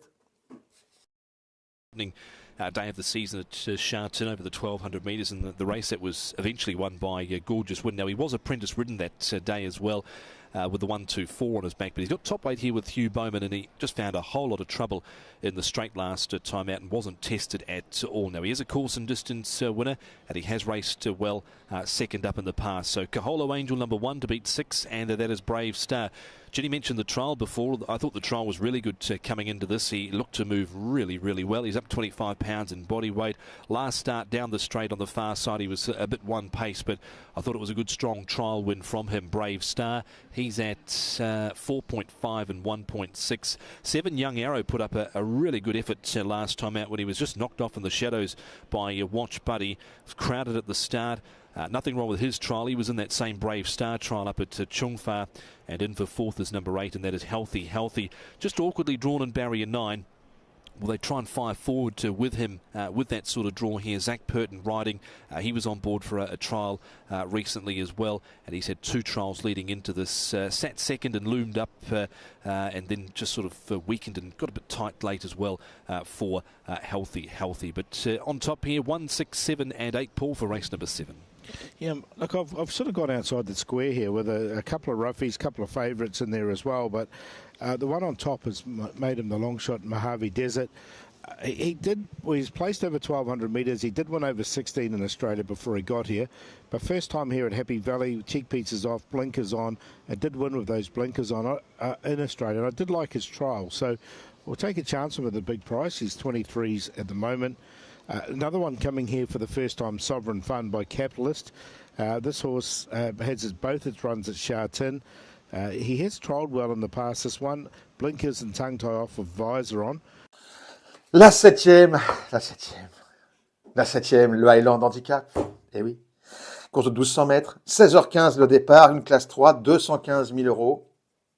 Pour ceux qui vont prendre les premières places, avec en tête mon petit cheval, le numéro 1, Kaolo Angel, c'est bien de lui qu'on parle, Kaolo Angel, mais oui, c'est le cheval de Caspar Phones, monté par Hugh Bowman, un cheval très attachant, un superbe gris. Il est en forme, apparemment, on a vu ça à l'entraînement. En plus, il a déjà couru. Je pense qu'il va vraiment bien faire. Il est bien à Happy Valley. En plus, maintenant, il sera monté par Hugh Bowman, donc il devrait bien faire ce numéro 1, Kaolo Angel. On y croit à Kaolo. Le numéro 8, Healthy. Donc, on va dire en forme, je veux dire en bonne santé, c'est pas le nom, a très bien paru lors de son dernier galop d'essai, le matin à l'entraînement. Il a eu un problème vétérinaire la dernière fois qu'il a couru, alors qu'il était favori. Mais bon, on a eu tout l'été pour remettre tout ça en ordre, et peut-être que ce numéro 8, LCLC, peut refaire parler de lui. C'est vraiment, ça se goupille pas trop mal pour lui, pour cette rentrée, pas pour ce retour. Le numéro 7, Young Arrow, lui a montré des progrès aussi en course la saison dernière, et il a sans doute quelque chose à nous montrer encore cette saison. Attention à ce numéro 7, Young Arrow dans la 7e. En fait, j'aime beaucoup, là c'est le 7, hein. C'est vraiment mon couplet à moi dans la 7e. 7e, As 7. Et puis le 9, Mojave Desert. Il a couru avec des bons chevaux. La saison dernière, il a peu couru, mais toujours avec des bons chevaux. Il court toujours mieux. Il portera des œillères pour la première fois à Hong Kong. Quand il était en Australie, avant de venir à Hong Kong, il réussissait avec ses œillères. Donc, attention, il les porte à nouveau. C'est la 7e. Merci, c'est 7. On joue l'As, le 8, le 7, le 9, avec un gros coup de cœur pour l'As et le 7. Order. Made all to win a trial. Zach Purton actually trialled him, which I thought was quite interesting, and he rides him here. He was a beaten favourite when last seen behind Watch Buddy. The 7, Young Arrow, only the 2 starts. Again, Douglas White trains this one, and I think he's upwardly mobile, this fellow. He's off a mark of 65. They put him up 2 for that third at 57-1 behind Watch Buddy, but he went well, and if you can replicate that, he was actually second in the Brave Star trial, beaten 1 length. I don't think he'll be too far away off the selection here. And down at the bottom, Excellent Peers. At any old odds, he's actually he's a good bit low. He's £11 lower than his last win now, this horse. Good course and distance credentials. Trial was nothing to write home about, granted, but it just strikes me as one of those horses that's getting to a mark where he's almost going to have to win, if that makes any sort of sense, and Matthew Chadwick knows him really well. So we'll put him in the numbers at decent odds to spice things up a little, perhaps. 6, 8, 7 and 10 for me, Jenny. I've gone with the favourite. I thought number 1, Kaholo Angel, paraded beautifully. He's a lovely athletic horse. Obviously the weight's got to be a bit of a concern, but Hugh Bowman jumped on board. He's well drawn in gate 4. Hopefully he can make good use of that, because his gate speed hasn't been great in the past, so that's got to be a little worry. But the horse presented really well. Athletic, looks good. He goes on top of number 6, Brave Star. Really liked his trial. I think off that he's got to be a solid chance. La 7e, le Highland Handicap. Eh oui. Course de 1200 mètres, 16h15 le départ, une classe 3, 215 000 euros. pour ceux qui vont prendre les premières places, avec en tête mon petit cheval, le numéro 1, Kaolo Angel. C'est bien de lui qu'on parle, Kaolo Angel, mais oui, c'est le cheval de Caspar Fownes, monté par Hugh Bowman, un cheval très attachant, un superbe gris. Il est en forme, apparemment, on a vu ça à l'entraînement. En plus, il a déjà couru. Je pense qu'il va vraiment bien faire. Il est bien à Happy Valley. En plus, maintenant, il sera monté par Hugh Bowman, donc il devrait bien faire ce numéro 1, Kaolo Angel. On y croit, Kaolo. Le numéro 8, Healthy. Donc, ça veut dire en forme, ça veut dire en bonne santé, c'est pas le nom, a très bien paru lors de son dernier galop d'essai, le matin à l'entraînement. Il a eu un problème vétérinaire la dernière fois qu'il a couru, alors qu'il était favori. Mais bon, on a eu tout l'été pour remettre tout ça en ordre, et peut-être que ce numéro 8, LCLC, peut refaire parler de lui. C'est vraiment, ça se goupille pas trop mal pour lui, pour cette rentrée, pour ce retour. Le numéro 7, Young Arrow, lui a montré des progrès aussi en course la saison dernière, et il a sans doute quelque chose à nous montrer encore cette saison. Attention à ce numéro 7, Young Arrow dans la 7e. En fait, j'aime beaucoup, là c'est le 7, hein. C'est vraiment mon couplet à moi dans la 7e. 7e, As 7. Et puis le 9, Mojave Desert, qui a couru avec des bons chevaux. La saison dernière, il a peu couru, mais toujours avec des bons chevaux. Il court toujours mieux. Il portera des œillères pour la première fois à Hong Kong. Quand il était en Australie, avant de venir à Hong Kong, il réussissait avec ses œillères. Donc, attention, il les porte à nouveau. C'est la 7e. Merci, c'est 7. On joue l'As, le 8, le 7, le 9, avec un gros coup de cœur pour l'As et le 7. Whether or not he can do it at start number 4, I'm not sure. But, yep, he's fit, just a tad warm, tad tense. That horse on screen, Nick Must Go, same colours as Reward Smile, who produced a cracking run first up last week out of the ICI stable. Absolutely, yeah. No, he did. And, you know, the connections have got two handy enough types of horses here. He's never actually won on turf here. His wins have been on the all-weather, last one of 60. So he's £7 higher than that here tonight. And I went back through his record. He's only run here at Happy Valley. He was beaten 11 lengths or thereabouts. His only start here at the Valley. So I'd certainly want to see a bit more from him around here, Must Go. But he can win more races, that's for sure, especially on the all-weather this season. Did he look forward enough to be competitive here first up, Jenny? Yeah, look, he did look fit enough. There was just a few little sweat marks on him, but he wasn't sweating. He actually behaved himself really well. I was just querying him a tad in front, just whether or not he just needs a little loosening up. But his trial was quite good. He was beaten 3 behind Prestige Always, raced wide under a good hold. Typical John Size horse trial, but appeared to be doing it well at the line. 2.4 now about Kaholo Angel. Paul, punter's not concerned at all about the rise in weight on his back. No, not at all. He's been really well back, so plenty of support around him. Now, there is some Quinellas going through Partenaire and also through Mojave Desert, so both those horses are being backed in Quinellas, the 9 and also the 5, so there is some support through exotics of those two anyway. But 2.4 Kaholo Angel has come up pretty short, but was unlucky last time. Not many people missed that. Ewan Casper winning the first race tonight. Healthy now backed on a place line into 1.6. Moving in, Tom, for the second last tonight. Thank you, Mark. As we get set to here, 1200 metres class 3. Stick around for the last after this as well, because we've got a terrific class 2 coming up over the 1650 to round out the program here this evening. But Kaholo Angel is the favourite for the penultimate event tonight. Healthy coming up. He's at 5.4. Zach Purton without a winner yet on the program this evening. He's had, well, he's got 5 rides through the course of tonight, with Helene Feeling coming up in the last. So Sovereign Fund about to come up. Keegan DeMello riding for Michael Chang. Brave Star, Francis Lloyd looking for a 3rd winner tonight. And Must Go coming up as well. Partenaire into 14 to 1. Healthy 3.4. Kaholo Angel 2.9. Set for race 7. One moving about on the inside there. Power kept. Settles now. Off and racing to a really good start too from the 1200 metres. Partenaire being ridden for pace, as to his excellent peers. Brave Star and Sovereign Fun kicking up as they charge the first turn. Power kept behind them from Must Go. Now excellent peers, who was up on the pace, couldn't get in, and he's been stranded 3 deep now midfielder. That means Healthy's 4 wide down the back straight. Kaholo Angel back over on the inside, followed by Young Arrow and Mojave Desert back at the end of the field. Sovereign Fun has gone up to have a look here at Partenaire. Parteer as they run down the back. 650 metres left to go. They lead a length and a half on Healthy, who couldn't get in from barrier 9. He's been wide throughout. Brave Star right behind the tempo. Power Cap on the inside from Musco, Kaholo Angel, Excellent Peers. Next is Young Arrow and Mojave Desert. Well, Sovereign Funny shaken off Parteer at the top of the straight. 300 to go. Healthy's never been on the track. Brave Star poking through, one off now. Kaholo Angel still 4 lengths away. Sovereign Fun, Healthy, he's never been on the track. Brave Star up the inside. Kaholo Angel late. Young Arrow over the top. It's Brave Star to score over Healthy, game and defeat Young Arrow and Sovereign Fund. Next in was Mojave Desert closing off on the rail. Kaholo Angel, Excellent Peers. Parteer was a spent force at the top of the straight, followed by Power Cap and Musco at the end. Off a good trial, he's won. Brave Star, number 6, 3 tonight for Francis Loy. There's a win for Vincent Ho as well. Second, Healthy, never on the track. Tough run from him. It's only gone down 3/4. Young Arrow's made ground. Sovereign Fund at number 4 has run 4th at any old price. But to take nothing away from the winner, Brave Star sat right behind the pace.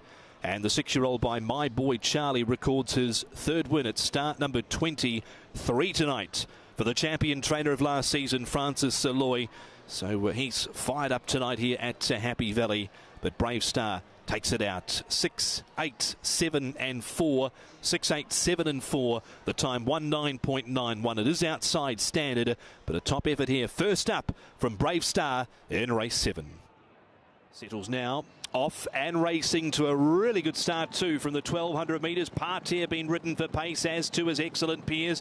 Brave Star and Sovereign Fun kicking up as they charge the first turn. Power Cap behind them from Must Go. Now Excellent Peers, who was up on the pace, couldn't get in, and he's been stranded 3 deep now midfield. That means Healthy's 4 wide down the back straight. Kaholo Angel back over on the inside, followed by Young Arrow and Mojave Desert back at the end of the field. Sovereign Fund has gone up to have a look here at Parteer as they run down the back. 650 metres left to go. They lead a length and a half on Healthy, who couldn't get in from barrier 9. He's been wide throughout. Brave Star right behind the tempo. Power Cap on the inside from Musco, Kaholo Angel, Excellent Peers. Next is Young Arrow and Mojave Desert. Well, Sovereign Funny shaken off Parteer at the top of the straight. 300 to go. Healthy's never been on the track. Brave Star poking through, one off now. Kaholo Angel still 4 lengths away. Sovereign Fun, Healthy, he's never been on the track. Brave Star up the inside. Kaholo Angel late. Young Arrow over the top. It's Brave Star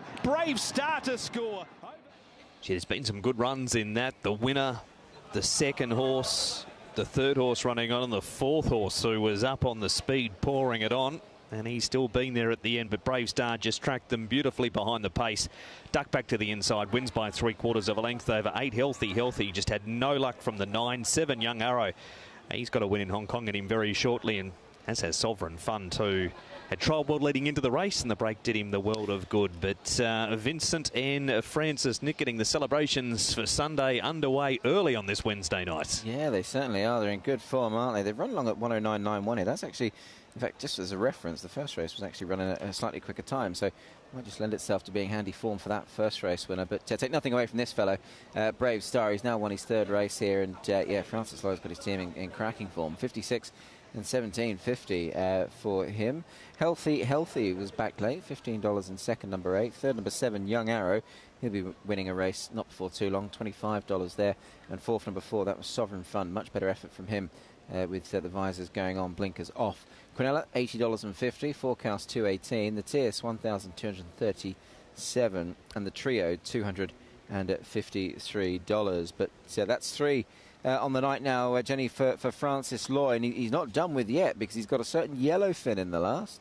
Yeah, he certainly has. So hopefully he can go well too, because I've made him my best. But yeah, well done to the connections here with Brave Star. He indicated that he was in pretty good form in the trial, didn't he? He just got to the line really well. He was squeezed up in the early part, and then he just got, I thought it was a solid win, and he's backed that up with a nice win here first up. He'd put on a bit of weight, but just got stronger. First two home in that trial. Brave Star and Young Arrow run first and third here, Paul, but there might be a few to pay to follow out of that race. Yeah, look, I had put Sovereign Fund in, and I think he ran really well there for fourth. And my long shot there, Mojave Desert, really caught the eye finishing off late. So, look, yeah, he obviously needed a bit further. So, keeping an eye on him when he steps up to 14 at Shartin or 16.50 here. As Vincent and Francis head off. Jenny, what else to watch out for in the patrol shortly? Well, a lot of credit to Healthy. He did it really tough and he's stuck on very, very well. He had to do it from gate number 9, so he didn't have the best of luck. Finished in second, and Young Arrow, well, he really did catch the eye, finishing off late there, so he'll be picking up a race soon. Your thoughts, Nick? Yeah, I tend to agree with that comment on Young Arrow. Yeah, he certainly looks like one I think you want to keep on the right side of. Let's have a look back at it from the start. Winners jumped from gate number 6 there. Young Arrow just a little bit short of room early, and one that goes right to the back. And the silver colours is Mojave Desert. But real charge on up front here. Going forward is Partenaire to lead. Sovereign Fund the outside. Brave Star. He got very warm before him, but he's got a lovely trail into it back in third. Power Kip following. Must go in behind those runners. Excellent Piers. The deepest runner, that's Healthy. Couldn't get on the track at this stage. Kaholo Angel, the grey on the inside. Young Arrows towards the rear in company with Mojave Desert there in those silver colours, Paul. But the winner's back in fourth at this point. Just got a bit of a brush there from Healthy. He did, didn't he? And these two fighting it out. So Sovereign Fund, he just managed to get to the front here. Couldn't quite get to the rail, but he gets down there now, and he stayed on really nicely. Keep an eye on Young Arrow and those Racing Club colours at the back with the red and the white sleeves. He finishes off really strongly, and Mojave Desert back along the rail. But at this stage, Brave Star's got to the front. Yeah, you can certainly upgrade that run of Mojave Desert. He was a long way off them, and look at him charging home. I know the race is all but over. Brave Star in front, though, kept up to his work by Vincent to go and score. Cracking run from Young Arrow running into third, and Sovereign Fund holding on for fourth. And the weigh-in signal is there. 6, 8, 7 and 4, 3/4 by a half, 109.91. QP's Brave Star Healthy $33, 6 and 7 Brave Star and Young Arrow 83, and 7 and 8 is $69. Forecast 6 beats 8, 218 is the return. The first four. And they were the numbers of 4, 6, 7 and 8. It's $1,589. The quartet, if you had them in the correct order, number 4 in fourth, that's Sovereign Fund, 22,122. Double across races 6 and 7. First leg to the 2. That was Forever Glorious into 6 Brave Star, 361.50. 2 into 8 Healthy, $72.50 the consolation.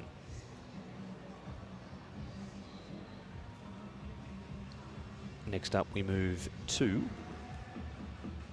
the times. 23.66, standard is 23.6, 22.74, standards 22.6, 23.51, standards 23.55. Winner's time 109.91, standard 109.75.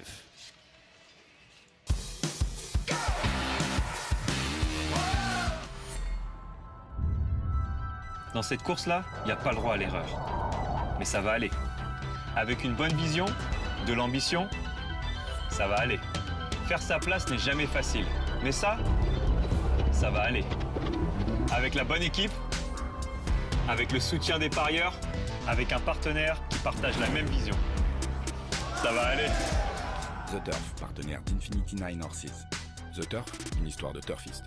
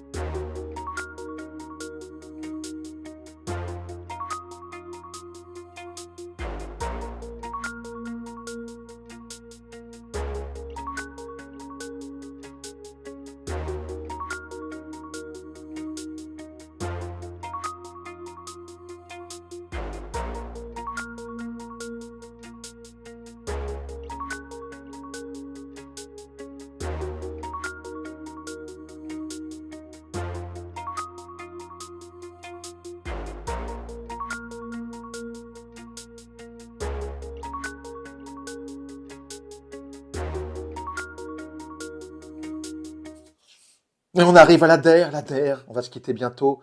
Happy Valley avec le Deep Water Bay Handicap, 1650 mètres, 16h50, 5h moins 10, c'est la DER. Classe 2, donc là on est au... Là on est... c'est l'Olympe. Classe 2, 360 000 euros. Le numéro 8, Chill Chibi, un cheval extrêmement estimé, un cheval très très bon qui a fait des très bonnes choses tout au long de la saison dernière. Mais il manquait encore... Alors, donc on lui fout les œillères pour la première fois. C'est Danny Choum qui fait ça, et quand Danny Choum est pas content, on écoute Danny Choum. Je pense qu'il peut faire un numéro, ce Chill Chibi. N'oubliez pas que c'est un cheval qui a terminé 4e du Hong Kong Derby l'année dernière et ça s'était pas très bien passé. Donc, on aime beaucoup le numéro 8, Chill Chibi. C'est pas une classe 2 pour rien, la course. L'As, Moments in Time, lui, c'est un cheval que j'aime beaucoup. Il va devant, il est courageux, il a couru avec les meilleurs. Il a vraiment fait des trucs super. S'il fait ça à Happy Valley, qui s'acclimate bien, il va être dans le coup. Le numéro 11, Red Air King, lui, c'est un cheval qui, en revanche, est archi... comment dirais-je, on sait exactement ce qu'il vaut là-bas, à Happy Valley. Mais là, il monte en classe 2 pour la première fois. Classe 3, c'était un peu, il roule des mécaniques. Alors, donc, on va bien voir ce que ça va donner. C'est un test, mais avec le 1 à la corde, il pourra vraiment faire un test dans de bonnes conditions.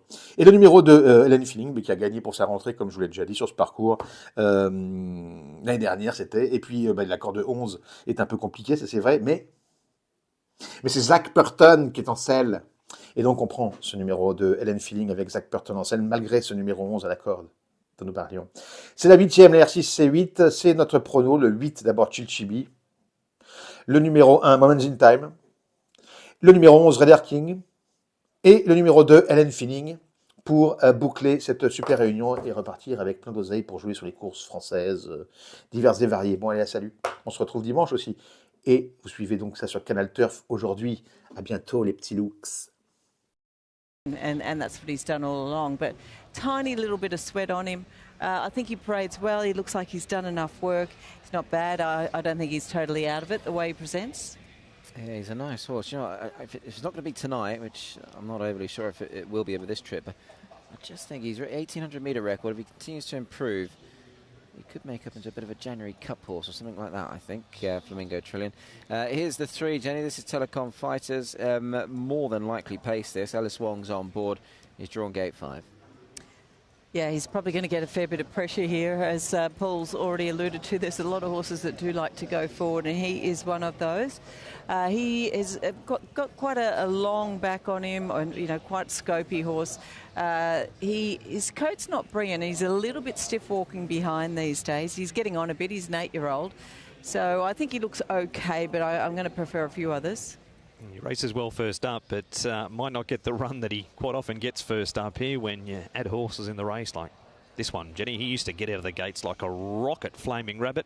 Hasn't been quite as fast away, but he still likes to get forward in his races. Yeah, look, he's dropped 18 pounds. He looks quite fit going into this, and his trial I thought was okay. He wasn't overly pushed out in that trial, so he looks quite fit going into it. If he jumps well, he might give you a good sight. He's going out at very big odds here, and he's not badly drawn in gate number 3, but he's one of those ones that does need to lead to win. Well, that's what he's shown us in the past anyway. So on looks, he's there with a place chance. Yeah, he's been very effective off the front. One off the mark of 90 at Shartin 5 starts ago, running up at 93 here tonight. 5 is the very handy Mr. Ascendancy. Et on arrive à la DER, on va se quitter bientôt. Happy Valley avec le Deep Water Bay Handicap, 1650 mètres, 16h50, 5h moins 10, c'est la DER. Classe 2, donc là on est au... Là on est... c'est l'Olympe. Classe 2, 360 000 euros. Le numéro 8, Chill Chibi, un cheval extrêmement estimé, un cheval très très bon qui a fait des très bonnes choses tout au long de la saison dernière. Mais il manquait encore... Alors donc on lui fout les œillères pour la première fois. C'est Danny Choum qui fait ça, et quand Danny Choum est pas content, on écoute Danny Choum. Je pense qu'il peut faire un numéro, ce Chill Chibi. N'oubliez pas que c'est un cheval qui a terminé 4e du Hong Kong Derby l'année dernière et ça s'était pas très bien passé. Donc on aime beaucoup le numéro 8, Chill Chibi. C'est pas une classe 2 pour rien, la course. L'As, Moments in Time, lui c'est un cheval que j'aime beaucoup. Il va devant, il est courageux, il a couru avec les meilleurs. Il a vraiment fait des trucs super. S'il fait ça à Happy Valley, qui s'acclimate bien, il va être dans le coup. Le numéro 11, Red Air King, lui c'est un cheval qui en revanche est archi... comment dirais-je, on sait exactement ce qu'il vaut là-bas, Happy Valley. Mais là, il monte en classe 2 pour la première fois. Classe 3, c'était un peu, il roule des mécaniques. Là.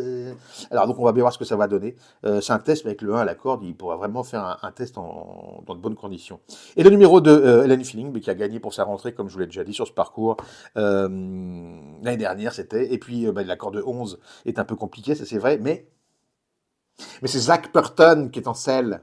Et donc, on prend ce numéro de Hélène Feeling avec Zach Purton en selle, malgré ce numéro 11 à la corde dont nous parlions. C'est la 8e, la R6, c'est 8. C'est notre prono, le 8 d'abord, Chilchibi. Le numéro 1, Moments in Time. Le numéro 11, Raider King. Et le numéro 2, Hélène Feeling, pour boucler cette super réunion et repartir avec plein d'oseilles pour jouer sur les courses françaises diverses et variées. Bon, allez, salut. On se retrouve dimanche. Made my best and I'm happy with him. Well, Hewittson's had 11 rides on him for 4 wins and 5 placings, so they get a great relationship going to Yellowfin and Lyle Hewitson when they combine. They'll do so on the last, and Francis Loy looking for yet another winner this evening. Number 8 is Chilchibi, the third of the Danny Shum runners, and as far as prices go, Jenny, he's the best of them because punters have him as the favourite. Yeah, he's a nice horse, Chilchibi. He's going to get plenty of speed here, so you would expect he's going to be quite strong at the end of this race. He's just been so well behaved here in the parade as well. Athletic type, he looks in good order, looks nice and fit and ready to go, so I'm going to respect him as well. He looks good. That is Chilchibi. 120 is what he's going to carry. So Jerry only able to utilise 1 pound of his 2 pound claim there. Jerry's been in good form of late. Rides Chilchibi, looking for his 4th win on the back of this horse. Here's a look at Woodfire Bro. Keith Young's just got into the saddle here, Jenny, for Michael Chang.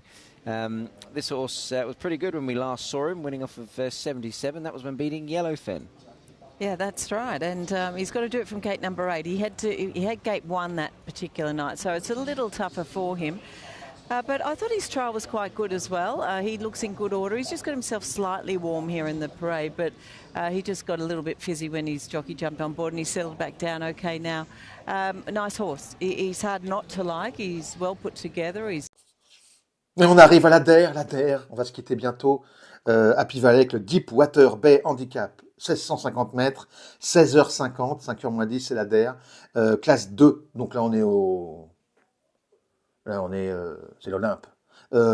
Classe 2, 360 000 euros. Le numéro 8, Chilchibi, un cheval extrêmement estimé, un cheval très très bon qui a fait des très bonnes choses tout au long de la saison dernière. Mais il manquait encore... Alors, donc on lui fout les œillères pour la première fois. C'est Danny Shum qui fait ça, et quand Danny Shum est pas content, on écoute Danny Shum. Je pense qu'il peut faire un numéro sur Chilchibi. N'oubliez pas que c'est un cheval qui a terminé 4e du Hong Kong Derby l'année dernière et ça s'était pas très bien passé. Donc on aime beaucoup le numéro 8 Chilchibi. C'est pas une classe 2 pour rien la course. Là, Moments in Time, lui c'est un cheval que j'aime beaucoup. Il va devant, il est courageux, il a couru avec les meilleurs. Il a vraiment fait des trucs super. S'il fait ça à Happy Valley, qui s'acclimate bien, il va être dans le coup. Le numéro 11 Raider King, lui c'est un cheval qui en revanche est archi... comment dirais-je, on sait exactement ce qu'il vaut là-bas, Happy Valley. Mais là, il monte en classe 2 pour la première fois. Classe 3, c'était un peu, il roule des mécaniques. Là. Alors, donc, on va bien voir ce que ça va donner. C'est un test, mais avec le 1 à la corde, il pourra vraiment faire un test dans de bonnes conditions. Et le numéro 2, Hélène Feeling, qui a gagné pour sa rentrée, comme je vous l'ai déjà dit, sur ce parcours.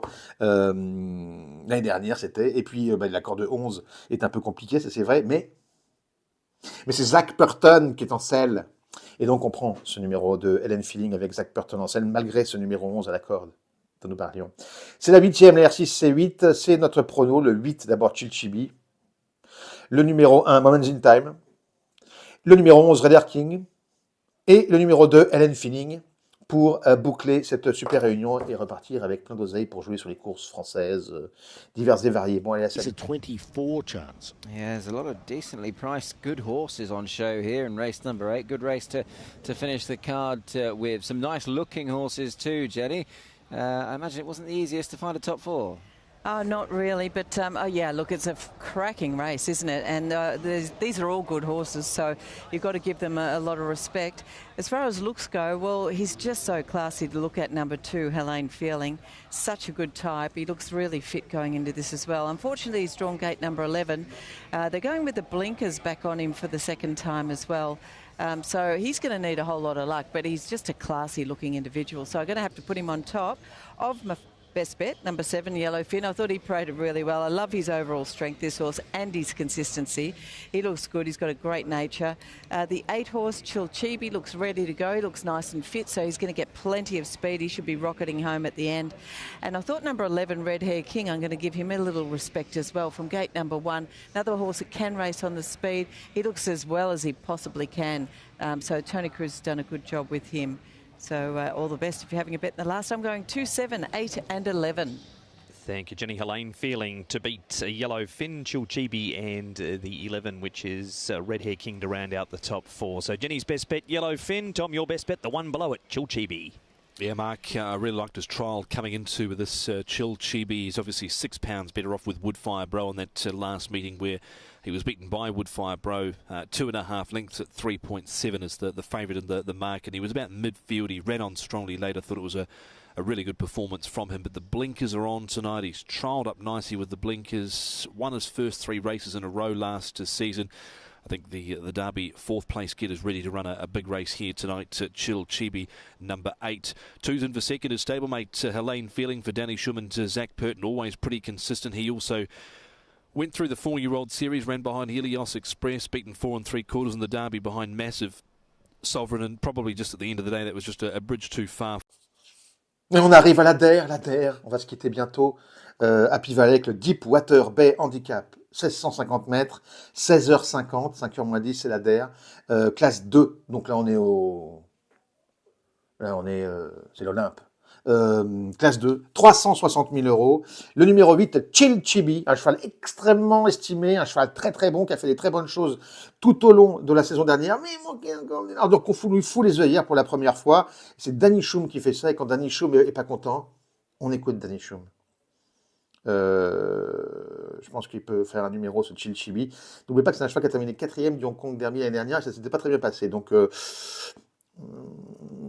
on aime beaucoup le numéro 8, Chilchibi. C'est pas une classe 2 pour rien, la course. L'As, Moments in Time. Lui, c'est un cheval que j'aime beaucoup. Il va devant, il est courageux. Il a couru avec les meilleurs. Il a vraiment fait des trucs super. S'il fait ça à Happy Valley, qui s'acclimate bien, il va être dans le coup.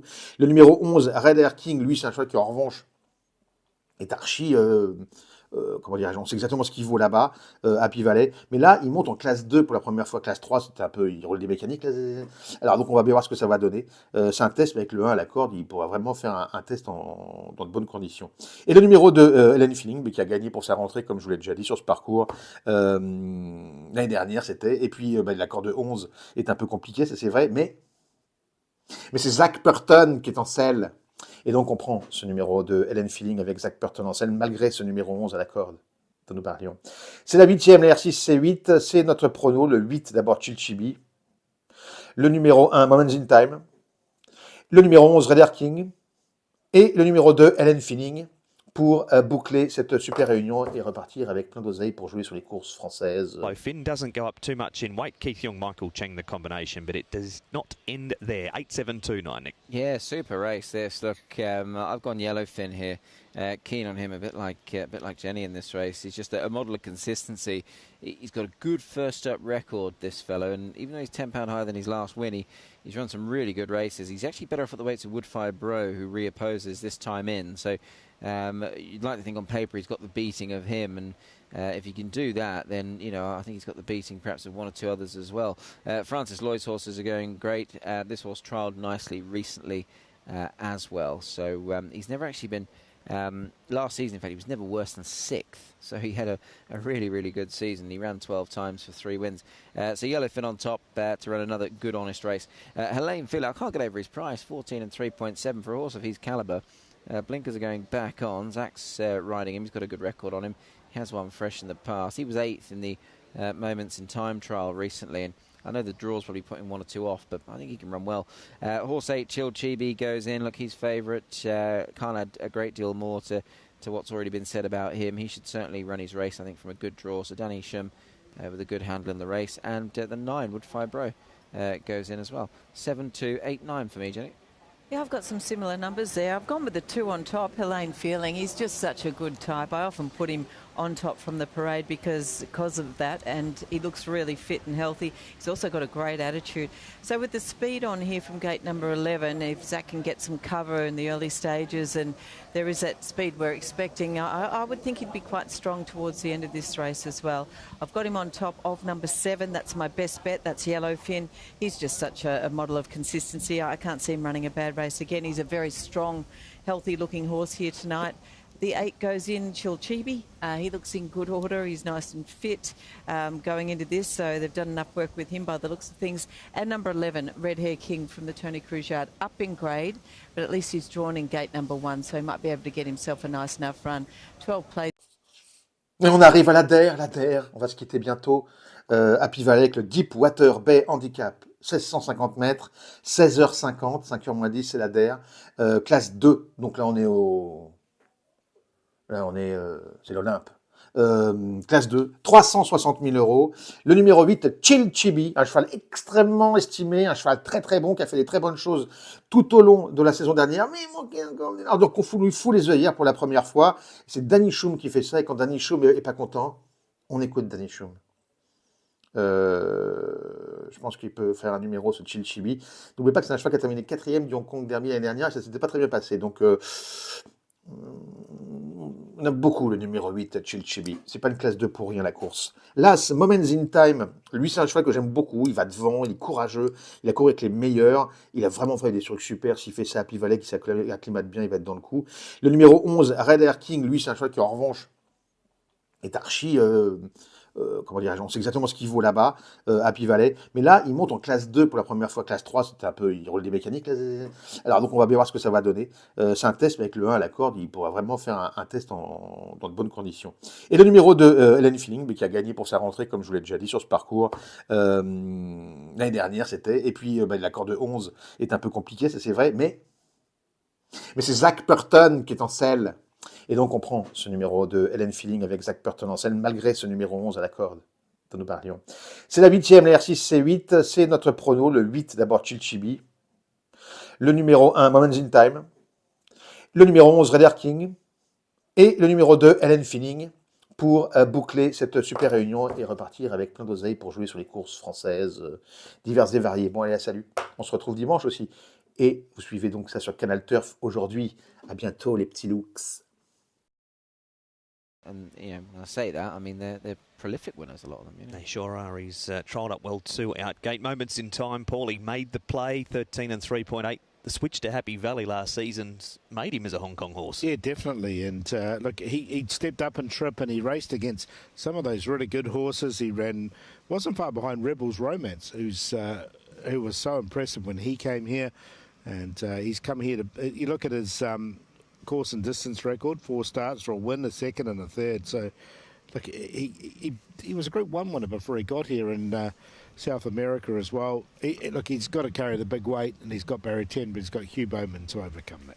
He has moved in, and there aren't too many to load down there. Tom, for the last of the night. Thank you, Mark. Chilchibi, the favourite here to round out the night. Really good race this to wrap the program here. They start down in front of the beer garden, 16.50 for the final time. All set to go. They're racing. The favourite began pretty well, Chilchibi. Now, Flaming Rabbit's back in the early stages. He was a possibility to go forward, and Yellowfin sped forward, and he's actually leading here coming past the winning post. Telecom Fighters over on the inside. He's been hemmed up, and he's been pocketed, Telecom Fighters, as they make the turn out of the straight. So he's trailing. Flamingo Trillion up on the pace. Moments in Time caught 3 deep, and Woodfire Bro one off racing 5th as they hit up the side. Red Hair King and Outgate came next. 2 lengths further afield to Mr. Ascendancy. Around Flaming Rabbit, Chilchibi and his stablemate, Helene Feeling there towards the back end of the field, barring Natural Storm, who's 5 lengths away last. 27.5 for the lead section. That was well inside standard by half a second or so. And the leader is Yellowfin. Yellowfin leads over Moments in Time up on the outside. And 2.5 to Flamingo Trillion, who's third. Back on the inside is Telecom Fighters. He's nowhere near the pace tonight. 23.19. Again, quick the second section, so there's no loitering. On the outside of Telecom Fighters is Woodfire Bro. 2 lengths away. Outgate and Red Hair King on the rail, followed by Flaming Rabbit off the back straight. Mr. Ascendancy, Chilchibi, Helene Feeling, and forget about Natural Storm. Down the side, 400 to go. It is Moments in Time pouring the pressure into Yellowfin. Stalking them, Flamingo Trillion. Telecom Fighters, where's Chil Chibi? He's still a country mile away. Moments in Time has got to our gate. There on the outside, Flamingo Trillion. Woodfire Bros coming. Red Hair King out gate over the top. Here's the finish we wanted in the last. Woodfire Bro through the centre. Gets his bib in front. He scores. Woodfire Bro and Keith Young and Michael Chang. There's a big Class 2 race for that combination to start the season off. Woodfire Bro from Flamingo Trillion, Red Hair King, Outgate and Chil Chibi arriving late, but it was all too late. Moments in Time came in next, and they were followed back there as they've run on by through behind runners. We had Outgate, who was down the outside. Next in was Helene Feeling. Mr. Ascendancy was further back. Flaming Rabbit was never in the hunt. Telecom Fighters, Yellowfin weakened out of it, and Natural Storm, he was always last. Through the centre, Woodfire Bro, number 9, at 9.7 and 2.9. Almost shades of Keith Salute here in his win at the back end of last season. Race number 817 on the 10th of July. Went up £2 for that, went from a rating of 77 to 84, £2 here tonight, and it's been a winning effort from Woodfire Bro, the son of Echoes of Heaven. He's always gone well first up, but he's never won first up. Tonight he has. He's 2 from 2 course and distance. There's a big win for Michael Chang and Keith Young to start the season. 139.66 they were in the end. Outside standard, 9.12, 11 and 6. They're racing. The favourite began pretty well, Chil Chibi. Now, Flaming Rabbit's back in the early stages. He was a possibility to go forward, and Yellowfin sped forward, and he's actually leading here coming past the winning post. Telecom Fighters over on the inside. He's been hemmed up, and he's been pocketed, Telecom Fighters, as they make the turn out of the straight. So he's trailing. Flamingo Trillion up on the pace. Moments in Time caught 3 deep, and Woodfire Bro one off racing 5th as they hit up the side. Red Hair King and Outgate came next, 2 lengths further afield to Mr. Ascendancy. Around Flaming Rabbit, Chil Chibi and his stablemate Helene Feeling there towards the back end of the field, barring Natural Storm, who's 5 lengths away last. 27.5 for the lead section. That was well inside standard by half a second or so, and the leader is Yellowfin. Yellowfin leads over Moments in Time up on the outside, and 2.5 to Flamingo Trillion, who's 3rd. Back on the inside is Telecom Fighters. He's nowhere near the pace tonight. 23.19. Again, quick the second section, so there's no loitering. On the outside of Telecom Fighters is Woodfire Bro. 2 lengths away. Outgate and Red Hair King on the rail, followed by Flaming Rabbit off the back straight. Mr. Ascendancy, Chil Chibi, Helene Feeling, and forget about Natural Storm. Down the side, 400 to go. It is Moments in Time pouring the pressure into Yellowfin. Stalking them, Flamingo Trillion. Telecom Fighters, where's Chil Chibi? He's still a country mile away. Moments in Time has got to our gate. There on the outside, Flamingo Trillion. Woodfire Bros coming. Red Hair King, Outgate over the top. Here's the finish we wanted in the last. Woodfire Bro through the centre. Gets his bib in front. He scores. He does at 97.50 and 29. Keith's always happy, but he's extra happy when he rides a winner, and he's ridden back-to-back wins now. Woodfire Bro for Michael Chang. 12 run second, Flamingo Trillion. 11 Red Hair King, that pair having their first go in Class 2 tonight. Have handled it well. And 6 Outgates run another very honest race. Speaking of honest, this horse, Nicky's now won 6 Woodfire Bro from not a whole lot of starts. No, absolutely not. And look, well done to Keith Young, one of the really likeable guys in the weighing room, isn't he, Keith Young? He's got on the score sheet for this season, and you know his association with this horse is a good one. He's ridden him 6 times now for a couple of wins, seconds and a third. 97.50 and 29. That was a good, strong win in the end. Beats into second, 12 Flamingo Trillion. Who's run really well. Wait for him up to $1,800, $65 there. Third was Red Hair King, number 11 at $22.50, and fourth, number 6, Outgate. Quinella, $1,316.50. Four cows, $2,384. The tiers, $10,968, and the trio, $2,150. Some juicy exotics here in the last, but very taking win there, Paul, from Woodfire Bro. And son of Echoes of Heaven, Michael Chang, Keith Young teaming up for the win. Yeah, really nice win from this horse. And look, he won at the back end of last season from Barrier 1. I just thought he had it to do here, but Look, he obviously loves it here over the 1650 at Happy Valley, and a strong win from him.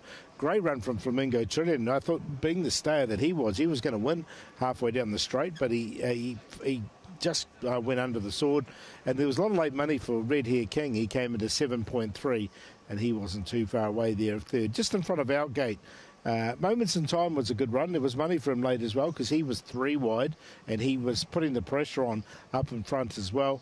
Money came for Helene Feeling late, so a really good betting race. Chibi just got too far back and he finished off strongly enough there, and he wasn't too far away in 5th or 6th, I think. So he ended up starting a 3.1 favourite with all this betting, but a great betting race, a fantastic finish, and punters will go home seeing some really good racing here tonight. Absolutely. Back next Wednesday night in Sha Tin on Sunday with the Fairwater Golden 60, Quartet 29,813. Here it is again, winner jumping from barrier number 8, Woodfire Bro, Red Hair King. Now Yellowfin, this was the first shock in the race because Telecom Fighters was crossed at the start and took a trail. Flamingo Trillion and Woodfire Bro go up to be in the first 4. Moments in Time run across, just not quite there to get in one off the rail, so Hugh presses on wider out. Outgate the Grey, Red Hair King's on the inside from Mr. Ascendancy, Flaming Rabbit and Chill Chibi, and Helene Feeling and Natural Storm has ridden along back at the tail end. He needed another lap, poor old Natural Storm.